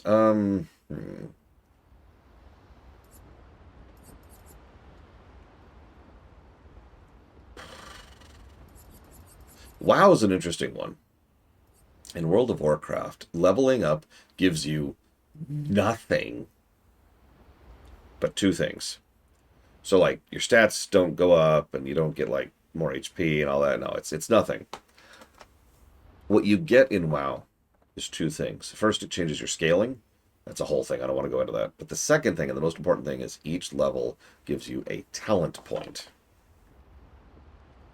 And talents are how you actually express your character progression in WoW. Talents and gear.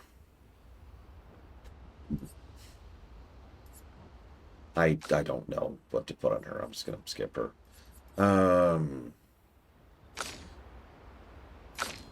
She's already set up. Sure, whatever. I don't even care. I don't care.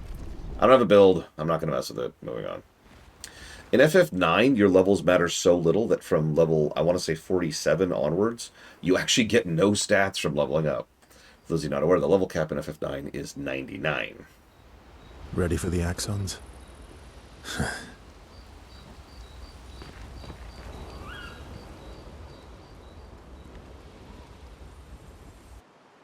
Gear, Czar. All gear has stamina on it. So, the masked person with Renoir, that's your sister? What a hard leap to make. Her name's Alicia. What's wrong with her? She wears a mask all the time, she never talks, and she's always staring. Well, there was a house fire. She, Actually, I was just trying to talk to Minoko, and somehow that translated as talking to the campfire. She was trapped in a fire a long time ago. Damaged her face and her throat, so, yeah. Why did they come to see me? I don't know. That surprised me when he told me.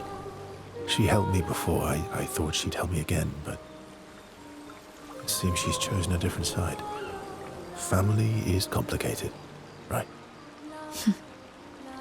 Yeah. Do you want the armband back? What? I feel like a fraud wearing it. Given, you know. Wear it anyway. You said you chose your side, right? I did. You're not upset with me? Strangely, no. I hate secrets, but Gustav always gave people the benefit of the doubt. And your actions are what matters. I trust you. That's funny, because I'm about 99% convinced he's still lying. Thanks. I look forward to being wrong. Okay, let's try to talk to Monaco. I'm sorry, mon vieux. We'll bring Noko back. Monaco. I know. I'm ready. Just say the word. When the time is right. After we've settled this.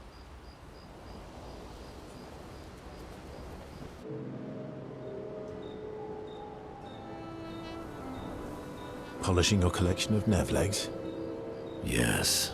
Aren't they beautiful?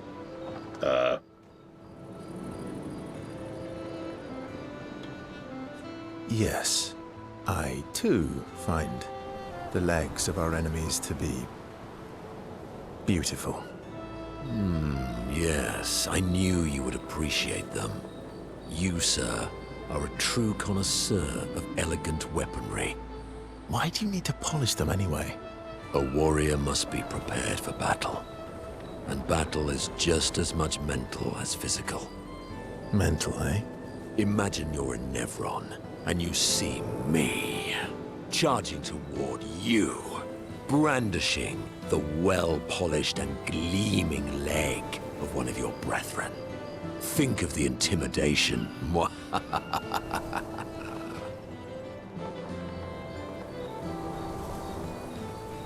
So yeah, Monaco's my favorite character so far.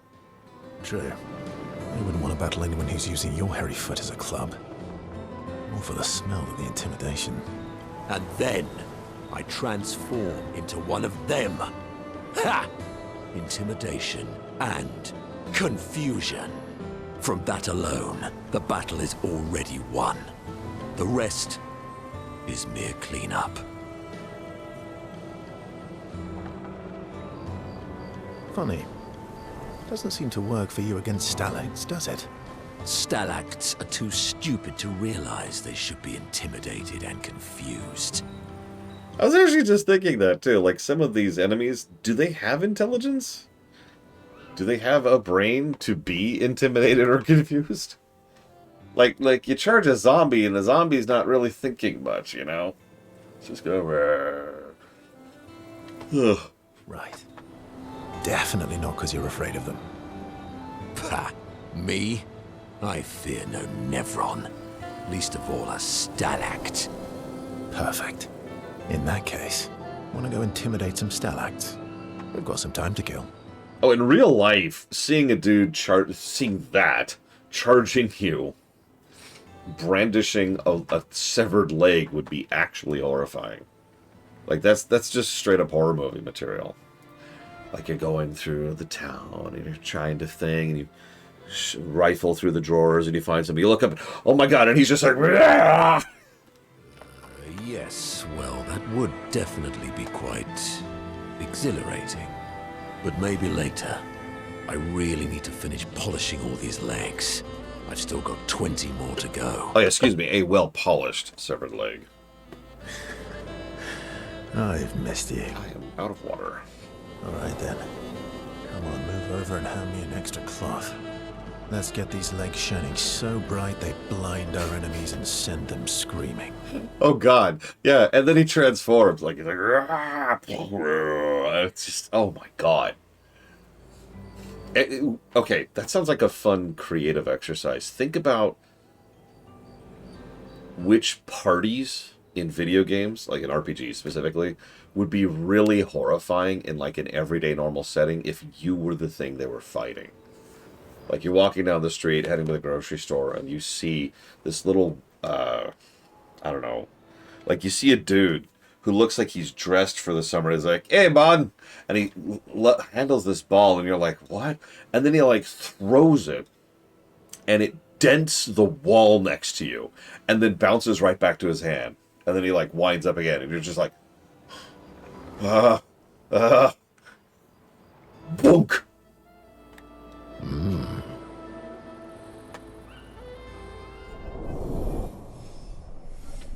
Or there's this little girl wielding an axe the size of a bed, just casually walking towards you. Yeah, there's this guy who's got a chain gun on his arm.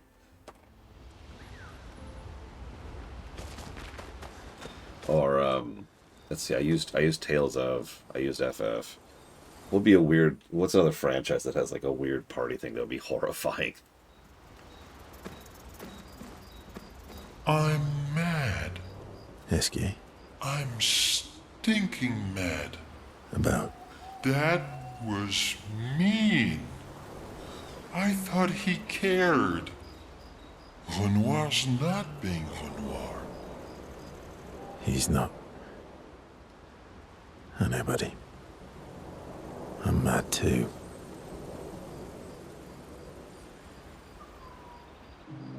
No, he couldn't, Blade Devil, he's black. That armband looks nice. Yeah, I guess it's official. We're part of the disaster expedition now.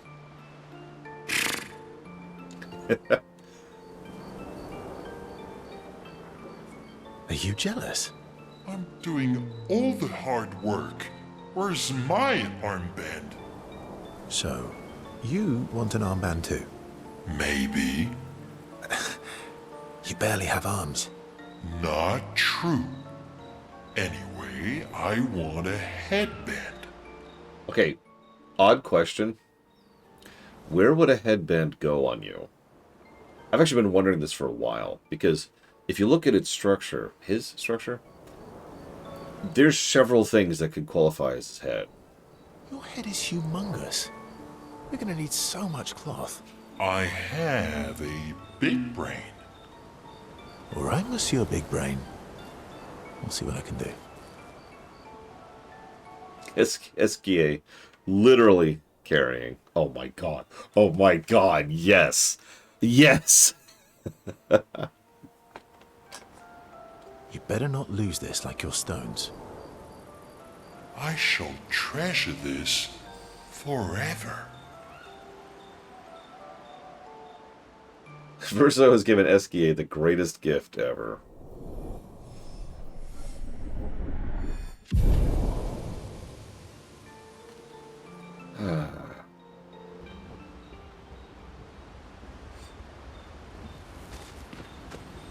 Why would you not give him... Okay.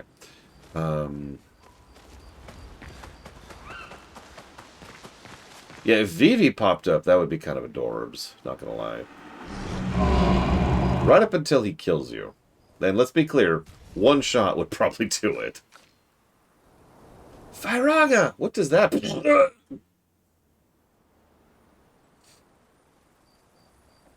Damn it. I need one more. Hi, J. Palmer. I have to admit, I've got what I would consider to be a pretty decent mental picture of what's going on here. Esquier is the one question mark for me. The problem is, I haven't decided if he matters in lore or not. If I can explain that briefly. I can't decide if he is a Tom Bombadil. Obviously, I hate Tom Bombadil. What I mean by that is, as far as a trope, right? As far as the slot of character, sometimes there's just that weird, quirky, powerful character, which has nothing to do with anything. They're not part of anything, right? Yeah, exactly, Rex. Either Esquier has nothing to do with whatever's going on, or is directly connected to what's going on. And there's really not a lot of in between there. If the Paintress is a deity which runs this particular painted realm, and Esquier is the most powerful thing in this realm, does that mean he's the most powerful creation she built? Is he a flaw, a glitch in the Matrix, metaphorically speaking? is he from another painting completely? He's from over there. He's from Canada. You never see it's an out of state school. He's got all kinds of girlfriends there. Like there's several possibilities. Yeah, he could also predate her. Maybe he is the frame, if we want to really get abstract with this, right? Maybe he actually is the Patriots. Like, there's a lot of possibilities. But really, it boils down to he matters or he doesn't. And I haven't decided which of those I land on yet. The Fae thing makes me feel like it's the glitch thing more than anything else. But again, I don't know. I don't have much else to anchor onto there. Except for writing in the journal. Have you ever weed so much you felt the need to woo? Yeah, again, Tom Bombadil, who is honestly a pretty classic Fae. Oh God, I'm almost tired of talking about the AI stuff. To reiterate, oh wait, yes, Coral, woo! We have wooed.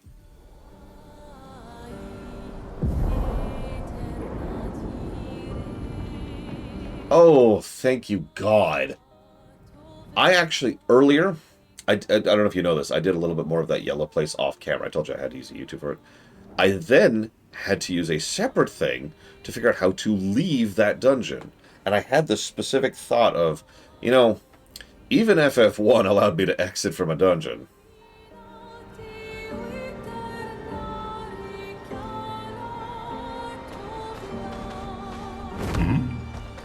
We've actually covered several games recently which don't have any kind of exit format. And that's where that FF1 thing comes from, is because that is an old concept, being able to just hit the escape button.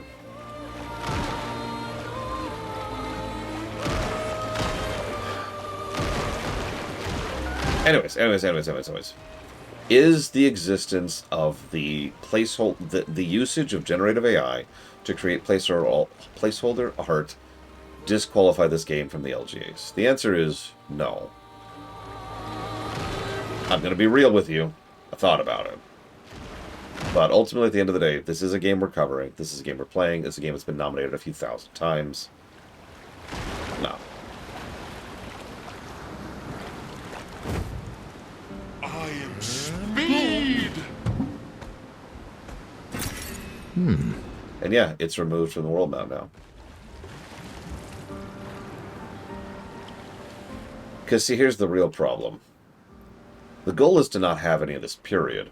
Actually, I did have an interesting question, because as usual in life, things are more gradient than you'd think. So here's an awful question. What if there's a company who is forced to use generative AI in their production line, and then stops when they are no longer forced to, when the bubble inevitably bursts? What do we do then? Because that is a hell of a question, honestly. Swimsuit on! Yeah, Blizzard is staring at that gun right now, and frankly, so is FF14.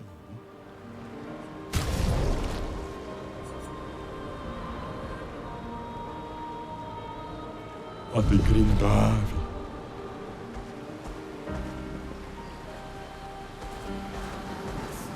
Time for swim. Yeah, exactly. Like, it's one of those weird kind of situations. I do agree with the concept of case by case, but like... Actually, I do. Anywhere from about 3 to about 18 months. Way too long is the answer.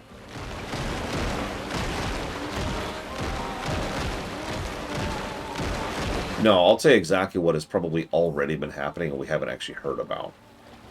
I'm being serious about this. I bet you money there's been a memo or an email, or worse, a meeting, where devs have been forced to sit down and hear about all the benefits of AI, and they have some kind of a mandate where they have to prove that they're using AI-generated crap in their workflow. And so as a consequence, there are probably people who are going out of their way to prove they're using AI in, in ways that they can then show their bosses. which has nothing to do with their workflow, so they can get back to actually doing their freaking job. And if I could just say source for a second, obviously I haven't worked in the office place since like 15 years ago or whatever at this point. But even back then, whatever the latest thing was in a magazine that the boss would be interested in, he'd be like, you should all do this. We'd be like, okay. And then we'd all do that so he could feel happy like he did something, and none of us would actually use it because it was junk.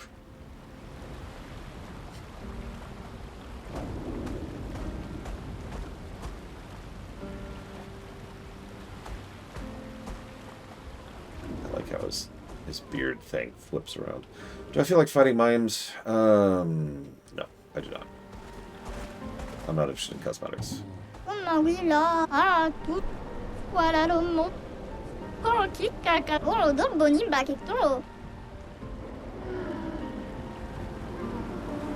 No, I hadn't. In fact.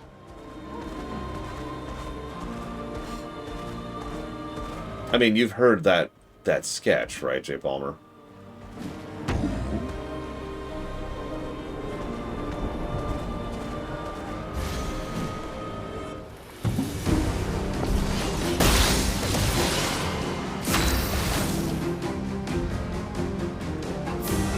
I have no idea, Ross, and I don't know how to track that.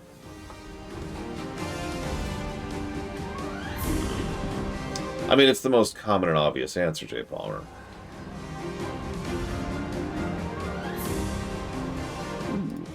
Another Ashes of the Singularity 2 video. Oh my god, my YouTube feed is crammed with Expedition 33 stuff. I just have to kind of dodge the minefield here. I haven't been spoiled on anything yet, thank God.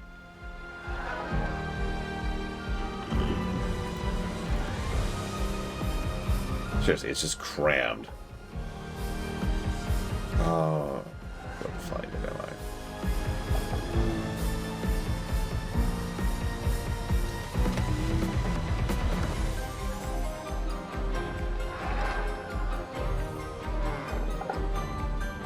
I? Okay, so I'm gonna play a video. This is from hang on. Members of the board. Stop, pause. This is Understudio and Nick Heron, okay? To give proper credit for that.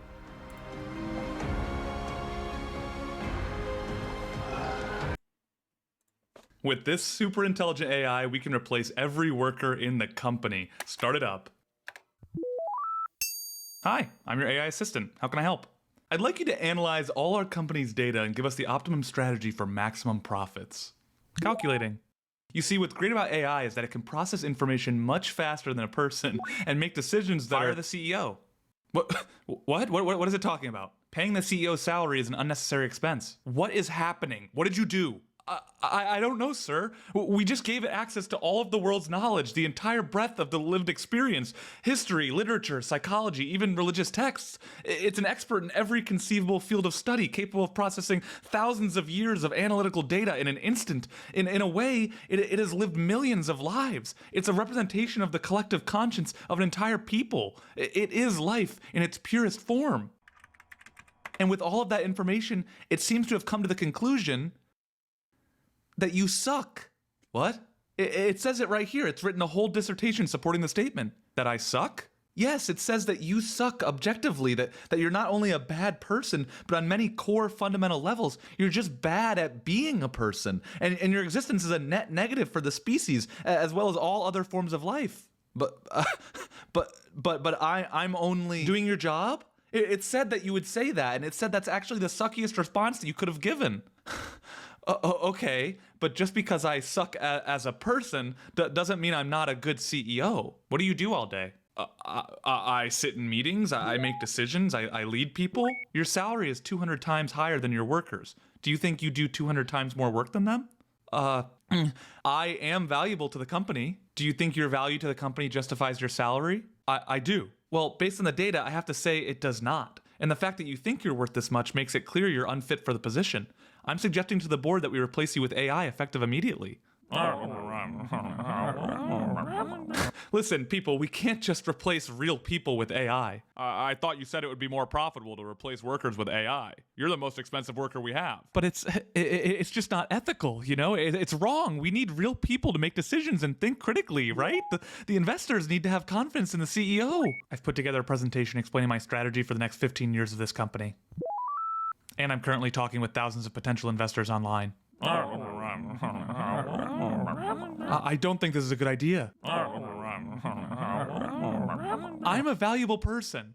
All in favor of firing the CEO, say aye. Wait, don't do it. What is the point of a company? To make profits? Sure. But then what? We could replace everyone at this company with AI. We could become the biggest company in the world. We could buy out every other company and sell every good and service the world has to offer. And then what? What would be left? People. It was never about making our stock price go up. It was never about getting rich. It was about people. People making things, doing things for other people. And once people stop being a part of that process, we're cooked. Goodbye, society. We need to come together. Wait, is that what you really think capitalism is about? Well, yeah.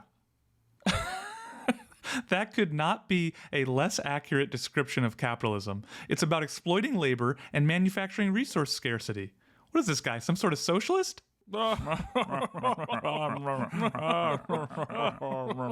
All in favor of firing this guy, say aye. Aye. Well, it looks like the ayes have it. Or should I say AIs?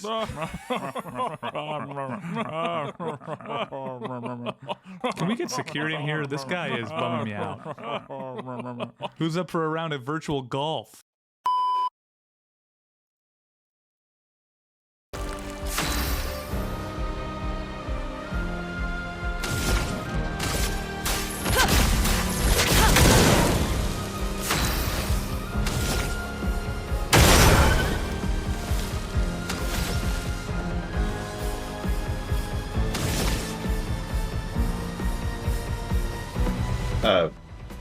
Shoot, I've actually already closed it. Hang on.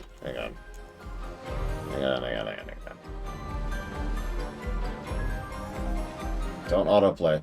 Don't autoplay. Don't you do it. Members of the board. God damn it.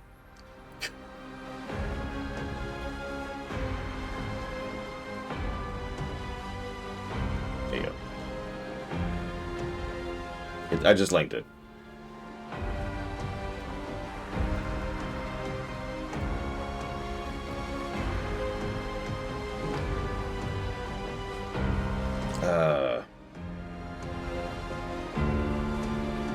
What the hell? I've lost my place. No, that was the wrong thing to do. Yeah, they do animations of other people's sketches. They do good stuff, though.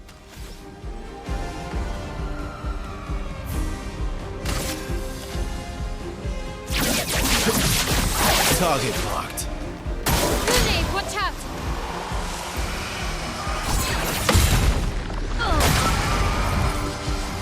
Brace yourselves.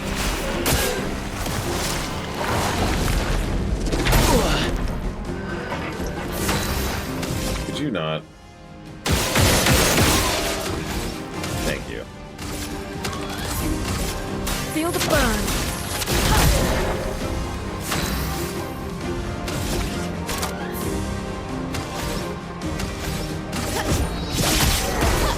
Ready to strike.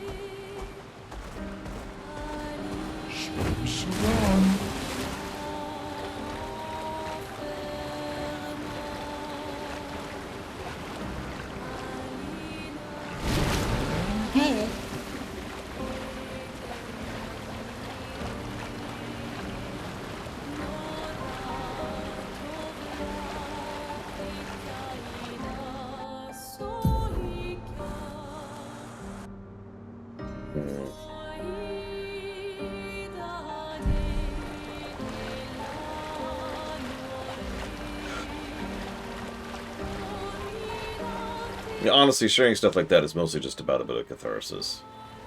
And laughing at it. You gotta laugh at it.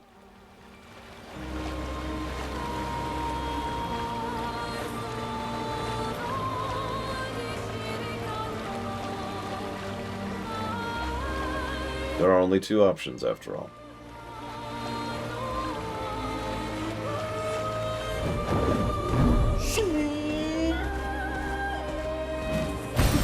What have we here? Swim, swim.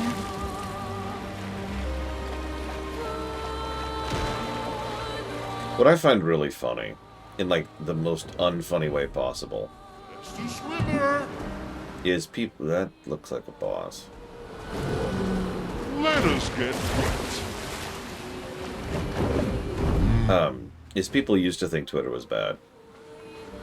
And then it got worse.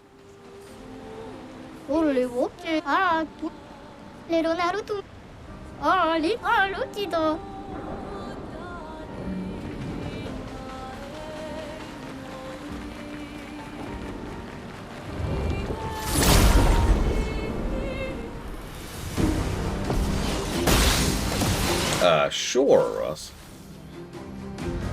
Right now, Twitter's worse, but Meta is terrible. But as an app, I would say Twitter's worse.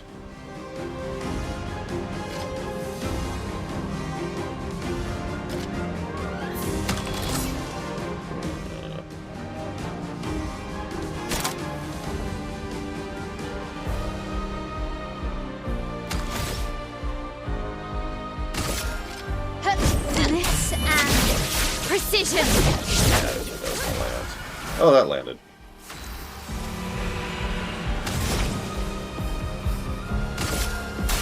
Feel the burn.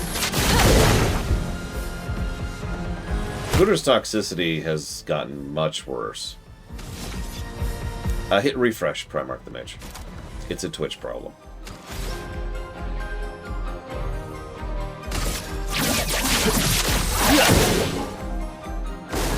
Danger!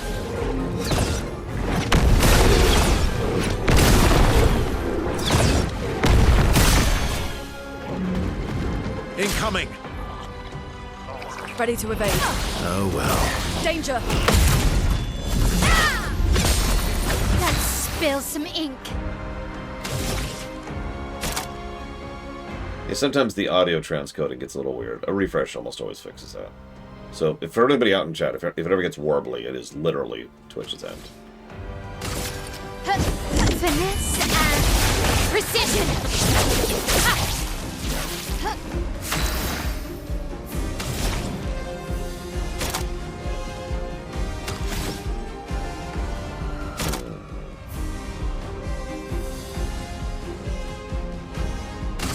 Thunder!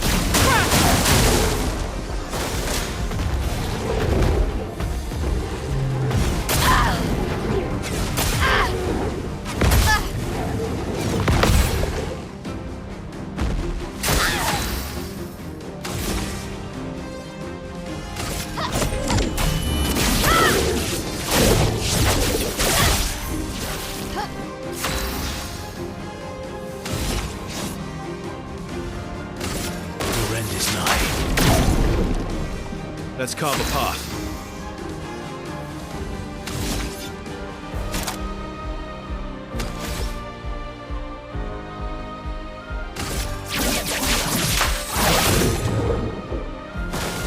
Okay.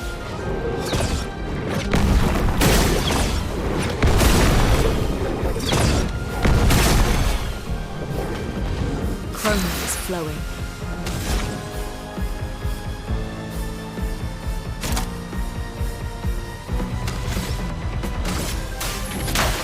Feel the burn!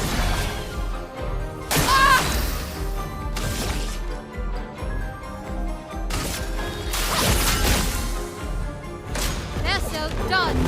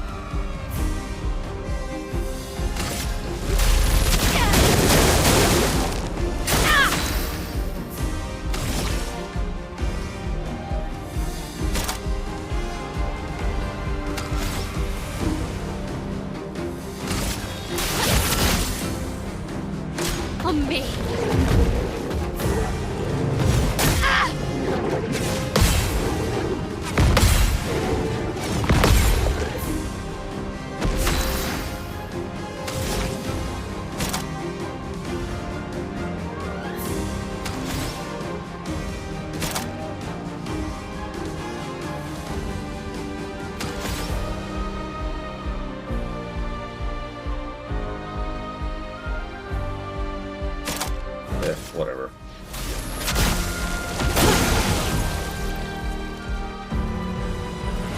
The dance begins. Finesse and precision.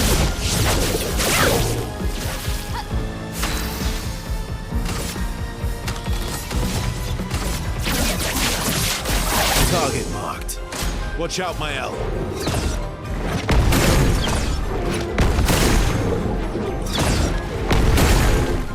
I wonder how it decides who to use the mark on for counters like that.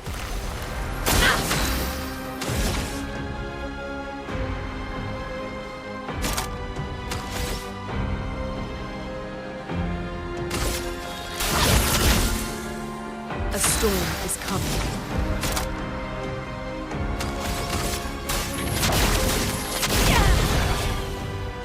Luna, careful.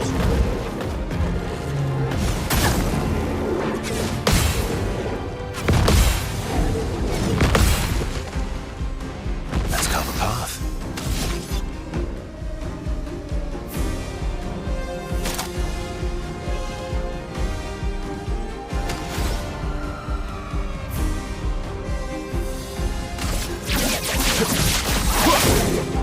On guard.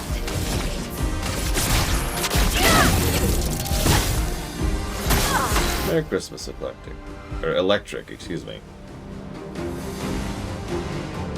I mean, the score up on the screen is pretty up to date. I think it's a good summary, in my opinion, so far. Man. Brace yourselves.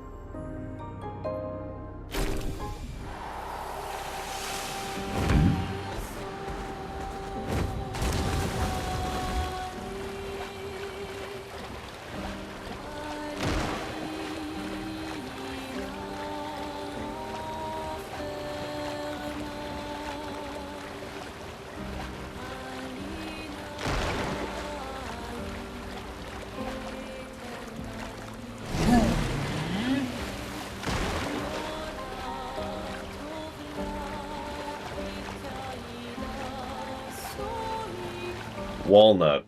I like that. I'm sure he would too.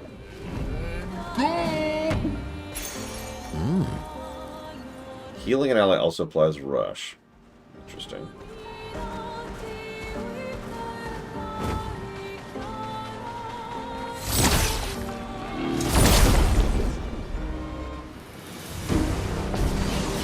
Oh yeah, humanization asked me a question I never got back to. Humanization, you still there?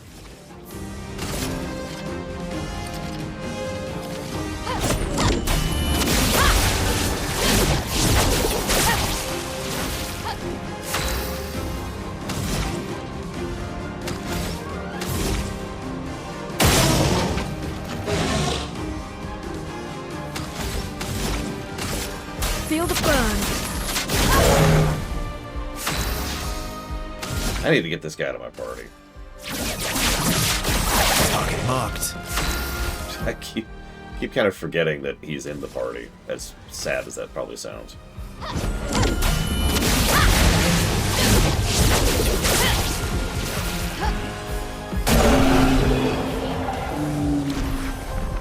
Well, yeah, FF6 puts the stats you gain into your hands.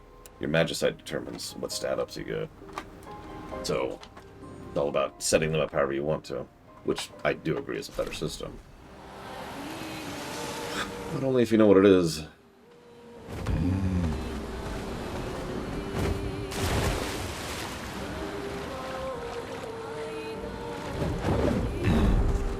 FF4 or hell 1 is actually a good example, with the random stat ups on level ups.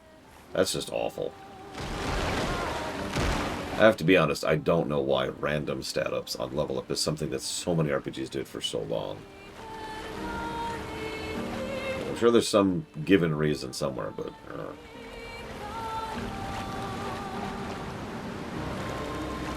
No, although I don't really post on Twitter push-ups, so I wouldn't. Because D&D. It's another interesting question. Why does D&D do that? That one I don't have an answer for. Right, I was also asked to go to camp.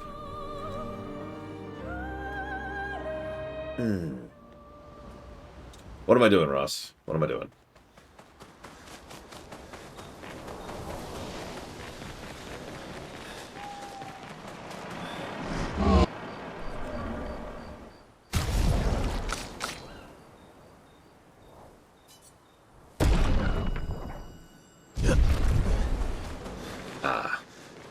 So, D&D for the longest time does a thing where you roll a dice to determine how much HP you get every level, and then, which can be 1, by the way. And then you gain actual stat ups every so often. How often depends on the edition.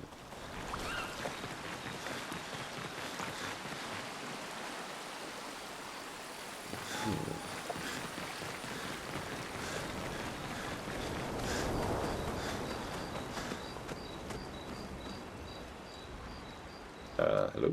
Oi, Are you the one who's supposed to watch over the lost kids? kipa tulla kimma. Yeah, it's me. You've done a very poor job. Mimmo. Such disrespect. Can't you see I'm sad? Okay, sorry. Urekawa willa fossi. Wait, you're expeditioners. Yes. Awa amina nina. Perfect. Eso. You like killing stuff. And then exploring the world and then dying, right? Oi. I need your help. You've heard of the lost Gestrels, right? Gestrels disappeared after the fracture. The ones the searchers are searching for. Well, when the searchers find one, I watch over them until someone in the village comes to pick them up. But 9 of these imps ran away from me. Well, until you brought 5 back. They can be anywhere. I want to become a searcher, but they'll never let me go if I lose more Gestrels than I find. If you see them, tell them to come back. They'll listen to you. They like humans. For every Gestrel you find, I shall reward you the most precious of treasures. Is it gratitude? No, who would trick someone like that? I, Sastro, cook extraordinaire, developed a trick to break these weirdly textured things. And now we can break those.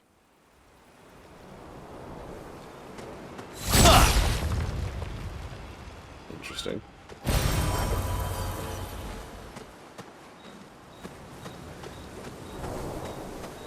Okay. Oh my god. Oh my god. I'm sorry. I'm sorry.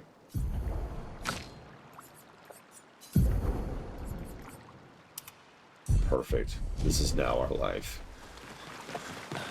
This is our life forever.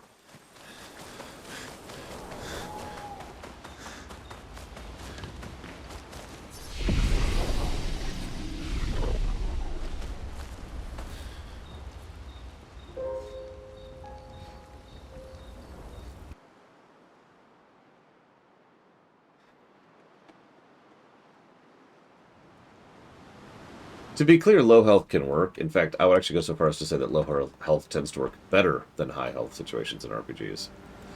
As long as the rest of the game is designed around it. In D&D, well, it's not. I'm curious to something.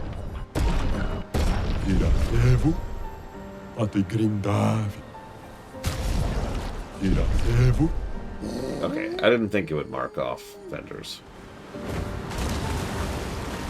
Yeah, some people use the averaging rule for about 25 years or so. Maybe a little more like 29? We'll go 28.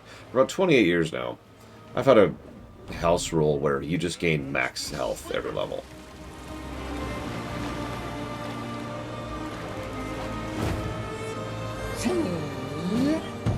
Let's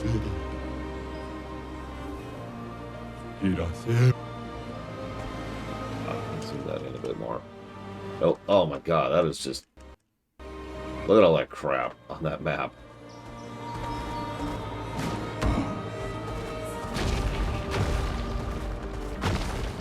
I mean, you've played Baldur's Gate 1, right? Roll for starting stats, and then just hit reroll until you're happy with them.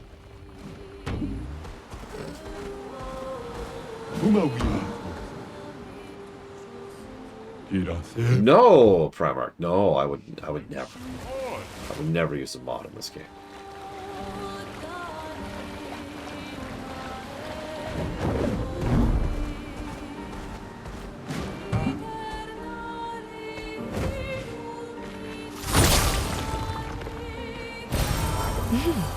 Interesting.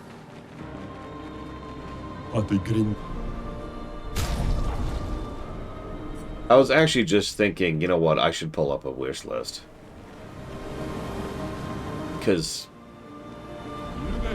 this is a me problem. I'm not digging the game for this. I don't like not having a to-do list. I don't like having a completely blank slate, right? I don't need something guiding or holding my hand every second of the way, but I do like it when there's something. I'll actually use a specific example. Breath of the Wild. No. As an example of something that I like. Because in Breath of the Wild, you do the amazing plateau, and then pretty much immediately it's like, okay, here's your goals. Right? You've got the towers, which you can see from a huge distance, and so that's an automatic go-do thing. You've got the natural design of the terrain, which is go this way, go this way, go this way, or go this way. And yes, I can do that from memory, because it is very memorable. It's very obvious. You can go this way, this way, this way, or this way, right? You also have your primary quests, which are in a quest log, which is like, hey, do this, this, this, or this. Or you can just go kill the last boss. But the point is, I call it guidance. I know that there has been a unfortunately large amount of pushback against guidance in game design in more recent years, which honestly kind of bothers me a bit. And I think the reason why is because of Ubisoft. No. I actually specifically am calling out Ubisoft in this. For those of you who don't know, Ubisoft games tend to be very wide in terms of appeal, which means a lot of people play them, even people who are not normally gamers, which means a lot of those people don't really have most of the tools and experience that a lot of us have when this is our primary hobby. So they like things to be smashed down and flattened down a bit, which means those games don't have guidance. They have irritation, for lack of a better way to put it. And so naturally people pushed back against that, which led to the era that we're actually honestly still kind of in a little bit. This is about, I don't know, 10 or so years ago at this point, where games would give you nothing, no guidance, no direction, no nothing, because that we don't want to hold your hand. And that attitude prevailed for quite a while. And like I said, arguably we're still in that era. Ben, 64, Epsilon. We radioed our first report to Gamma. The line is good. Alpha will be out of radio range for a few days as they investigate down coast. Radio? They spotted an interesting island which could make a good relay point for the southern half of the continent. But Gamma hasn't heard from Beta in 2 weeks. Marceau should reach her in another day. I hope Colleen is okay. But it seems someone is using our radios against us.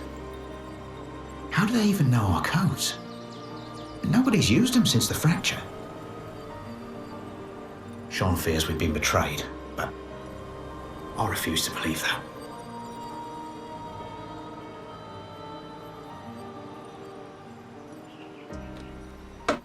Oh, right, 58. We should listen to 58 really quick. Thank you for reminding me. Expedition 58, Delphine. The behemoth is such a marvel. It has a small city on its back that I really want to explore, but the others think it's too risky. Too easy to get caught by the nevs around here. Verso called this thing an axon. Apparently they are incredibly powerful, with hearts of pure chroma. Utterly unkillable. Except, clearly, something did.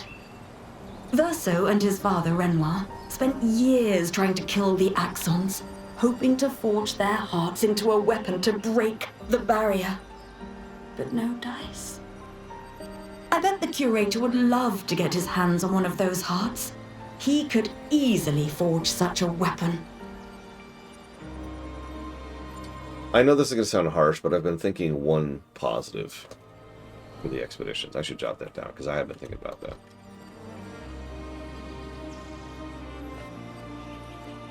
Although, before I commit to that, let me test something really quick. 60,000. Nah, that's what I thought. I tend to like it when the game allows you to listen to stuff while you're still playing the game, rather than forcing you to stop playing the game to go listen to stuff. Still, it's a nice little side thing, and they do some good stuff with it. Flavor, fun, etc. Yeah, it's a codex. It's a pretty bog standard codex. That is a good thing, but it could be a better thing. That's the only point I'm making. Where the hell am I? Okay. Let's do this first. And yeah, Primarch is quite correct. Back in the day, back in D&D First Edition. So, I like to share this little tidbit every now and then, because not everyone knows this. D&D, that is to say, Chainmail, came out of war games. And in war games, units were expected to die. Because it's a war. It's normal for you to lose a unit on the battlefield, right? So, D&D, which came out of that, made it fairly... Ooh, nice. Made it fairly normalized for people to die a whole bunch. Which, of course, is why it was so quick and easy to reroll back in First Edition, back in the originals. What the... Lune? Lune, are you, Oh my god! Okay. Okay, we're okay. Anyways. So yeah, a lot of that just kind of naturally transitioned into D&D, and then because D&D was so popular, everyone else did it without really understanding why they did it. This is why a lot of early RPGs, like video game RPGs, you know, like Ultima or Wizardry or whatever, had death is relatively easy and a normal mechanic, because D&D did it because tabletop did it, wargaming did it. And that's the chain. Yeah, that's what I mean. You ever heard me use the term artifact design? That's what I mean. What are zones I can enter here? I'm the fastest ball. Yes, you are.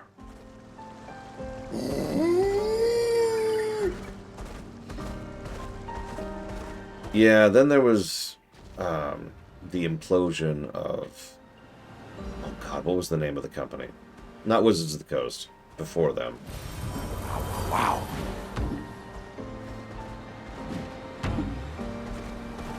Swimsuit on. Yeah, TSR, but I can't think of what it stands for. Either way, TSR. And when TSR imploded, honestly, that caused a lot of shockwaves.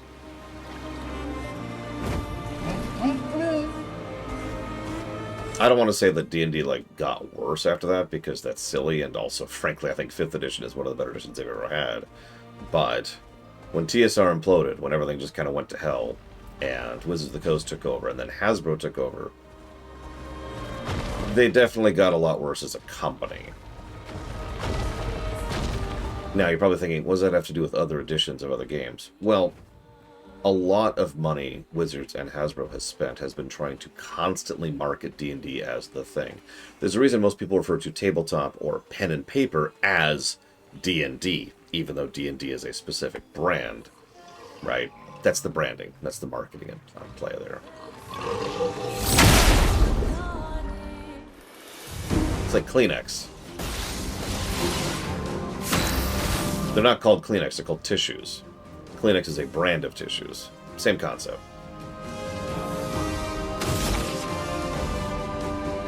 Yeah, there's actually a lot of pen and paper settings out there, or excuse me, rule sets. And frankly, most of them are better. Yeah, Band-Aids, Q-tips. Exactly. You get it. Let's open strong. Precision!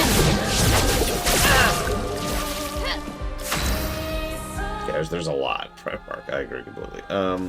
Let's go and do this, see what happens. Okay, so we just did 16,000 damage.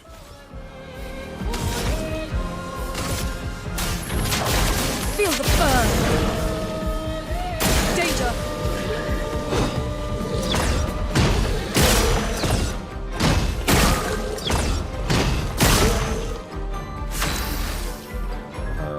I was hoping for more, but you know what? Screw it. Strike! Apply powerful when revived.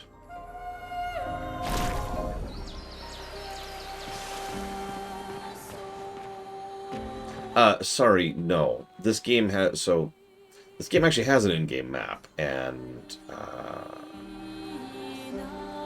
you see that red thing? There's actually another one on the left there. There's one on the left, one on the right.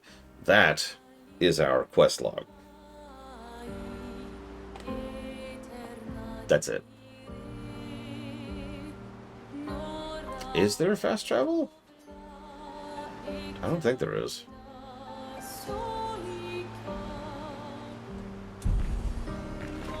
Oh, right. I keep forgetting to change party. Here, get out of my party. Get out of my party.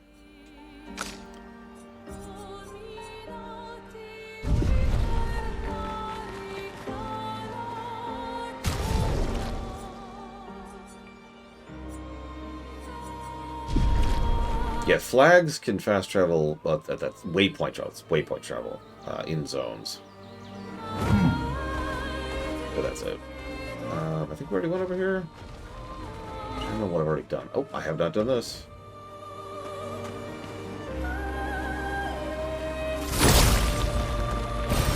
An advantage. Listen, Verso, he's just experimenting, okay?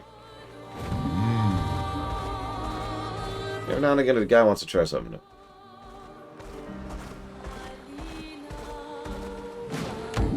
Let's just zoom all the way in. God, that is just such a cluster of icons. Look at that. What's funny is I didn't know this had a map version. This mod.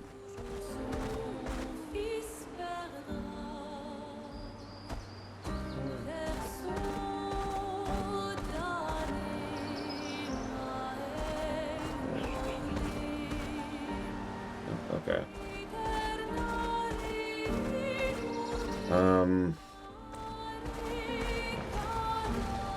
It's not a phase, Dad. I like electricity. And electricity likes me, and you can't stop what we have. It's real. Oh, hey, you know what we should do while we're here? I never did finish this guy off.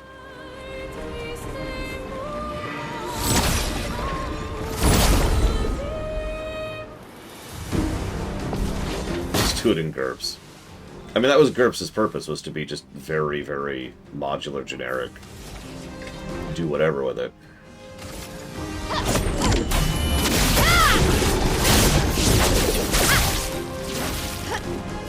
Yeah, we do a little more damage than we did last time. Well, that's a good question. So, question for the crowd. Would you prefer a minimal overworld, like this, or a menu where you just select your destination? Like FF10, or FF10-2, or Stranger in Paradise.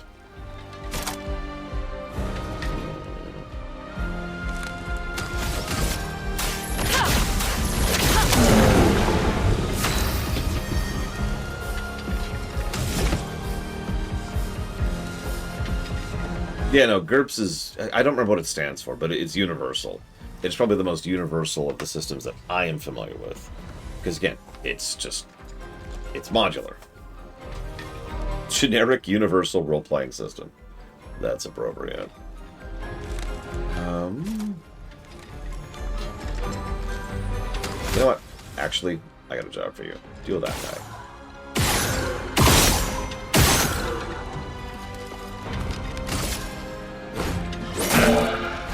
Ready to evade.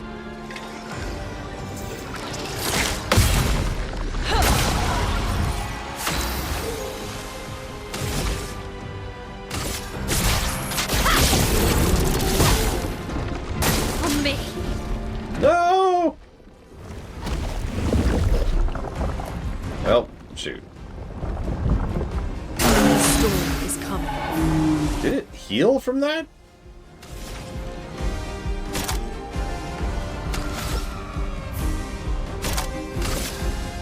Thunder. I actually admit I love the buy system. It's my favorite thing about GURPS. For those of you not aware, it's very simple. Okay, I want to be super strong, but I don't have enough points to afford making my character super strong. So I will take a detriment, and in exchange for having worse something, I will gain more points, which I can then spend on a better something. I like that. I like that kind of system. Well, just attack, because you have no AP. You still have a way to get rid of lightning.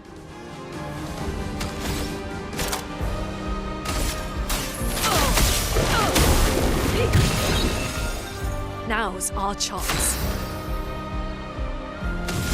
Yeah, Stellaris does the same thing, that's right. Yeah, no, the problem is, as with everything, the design matters, right? You gotta sit down and figure out the design of what are the benefits and what are the detriments.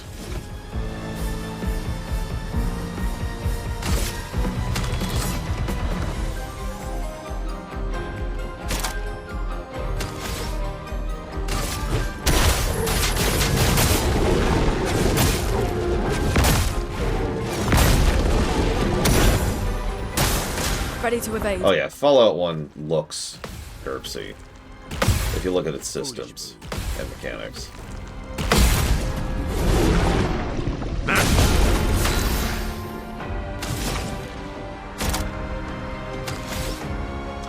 Honestly, I'm not sure, Blade Tibal. Obviously, there's side stuff in a game like this one, for example, so allowing there to be some kind of overworld exploration thing. But, like, I've played a few games where there's an overworld that's completely vestigial, right? Might as well not even be there. And at that point, all you're doing is making a commute in between locations. You know, no gameplay, no design, no nothing. In that case, I'd just rather have a menu.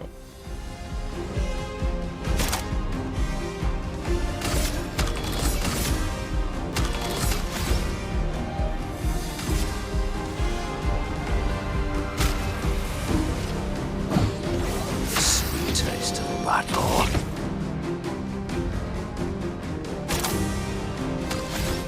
Okay, I want you to know, Ross, that I now have no ability to break this boss because I brought Minoko. I just want you to be aware of that. I'm not saying I blame you for this.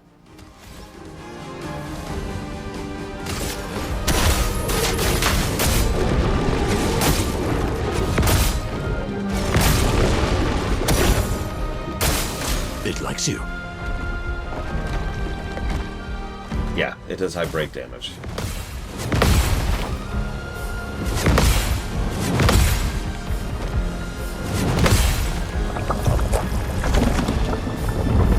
The elements dance.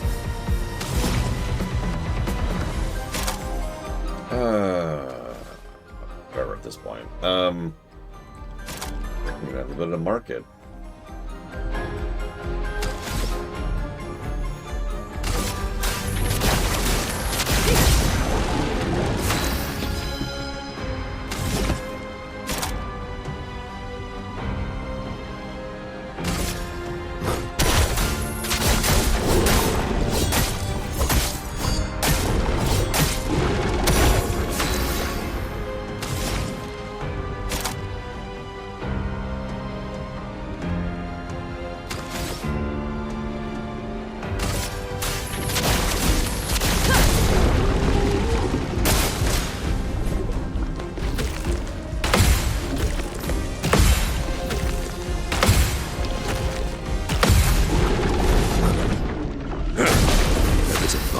Yes. Now's our chance. What lucky feet. Hi, Minoko.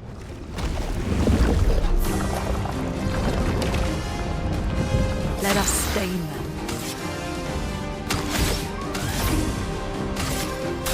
Feel the burn.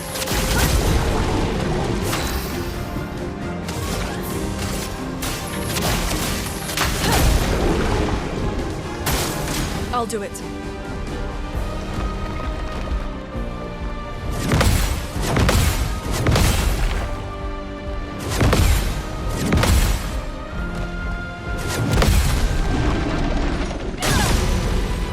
Now's our chance.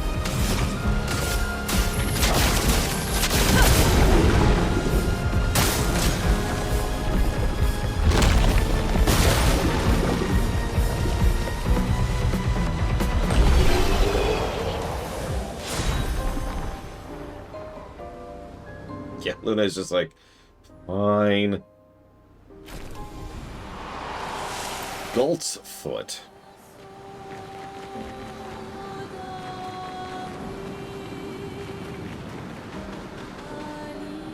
Oula, faut. Oh, le gros. Oh, l'autre. The flesh of this Nevron still feels alive. Gross.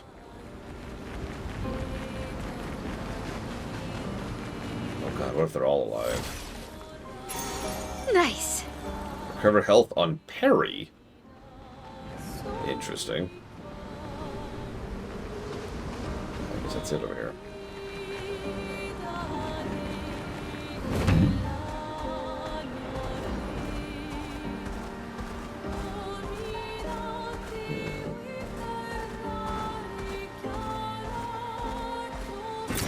Perfect.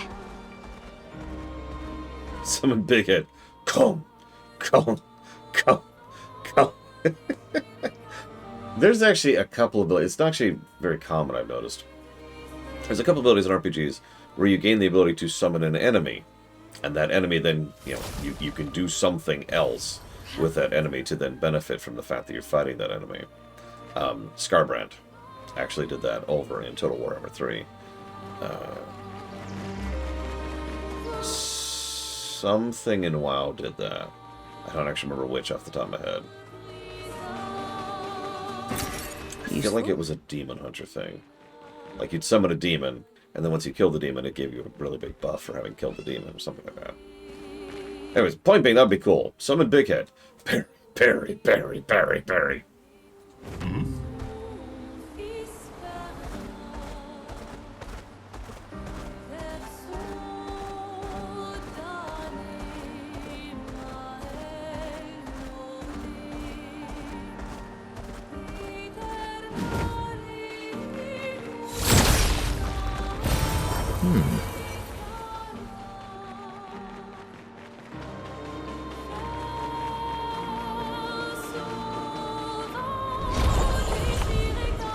Oh, hey. Yeah, I'm not going back and fighting Gross Tete again. Assuming that's even possible. Which I don't know.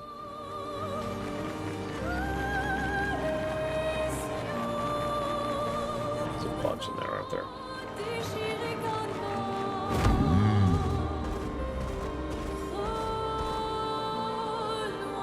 Acceleration!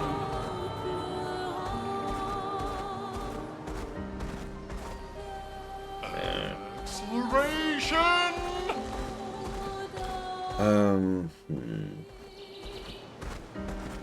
Let us get wet.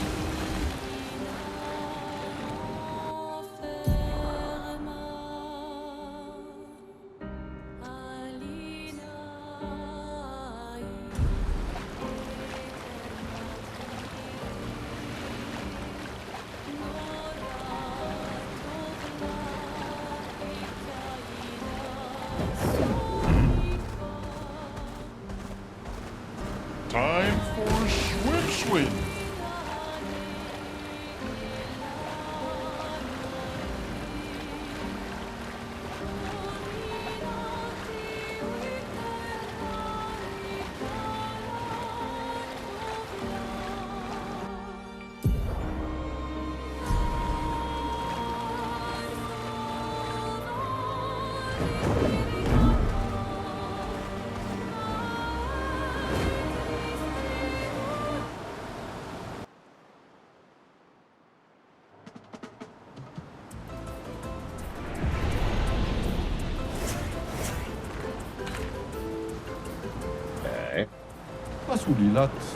Humans, it's been a while. This is a beach. Okay, but what are you doing here? I'm training hard every day to reach the end of the parkour course. My mate already reached the end, but he's master at crafting swimsuits. And I desperately need a swimsuit. You can help with that. If I can't do it, you can't either. Okay, sure. One try.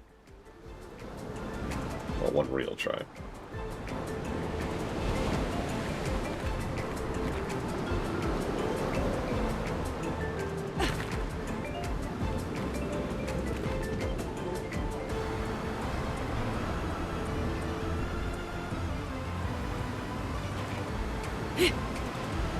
Okay, so that, for example, does not count as a real try.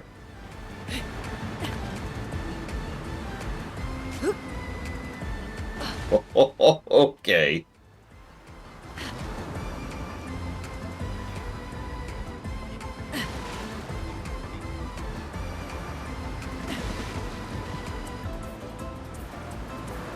This is when that offset camera starts finally actually having gameplay consequences.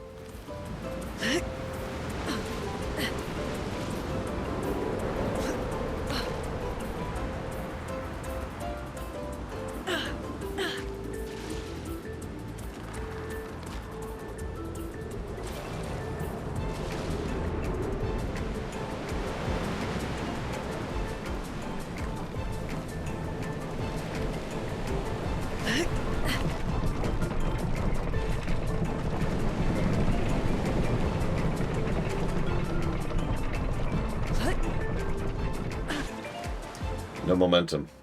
I was expecting there to be a momentum. Oh. I said one real attempt. That was a real attempt. I would say no. I haven't been tempted to give any of these negatives. That hasn't even occurred to me, honestly.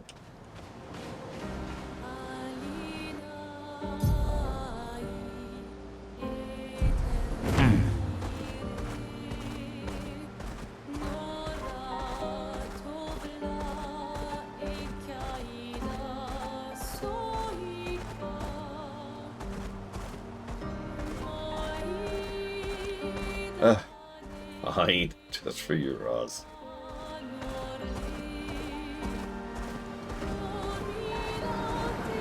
Let us get wet as the swimmer.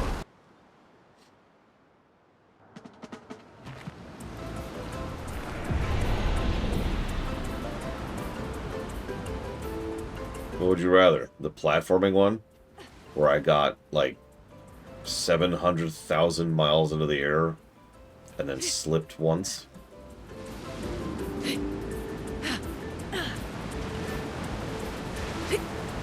How about the one with the bad camera angle, lack of shadows, and offset attacks, which has a cooldown on it?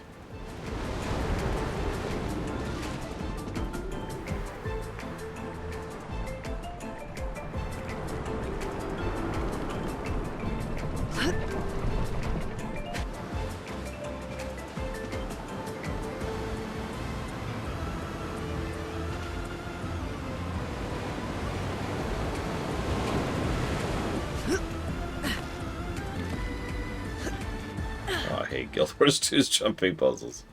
Although, some of those actually have checkpoints.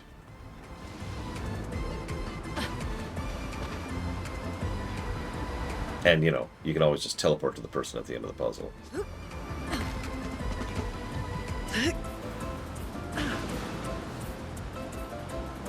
I'm gonna go break for lunch. I'll be back.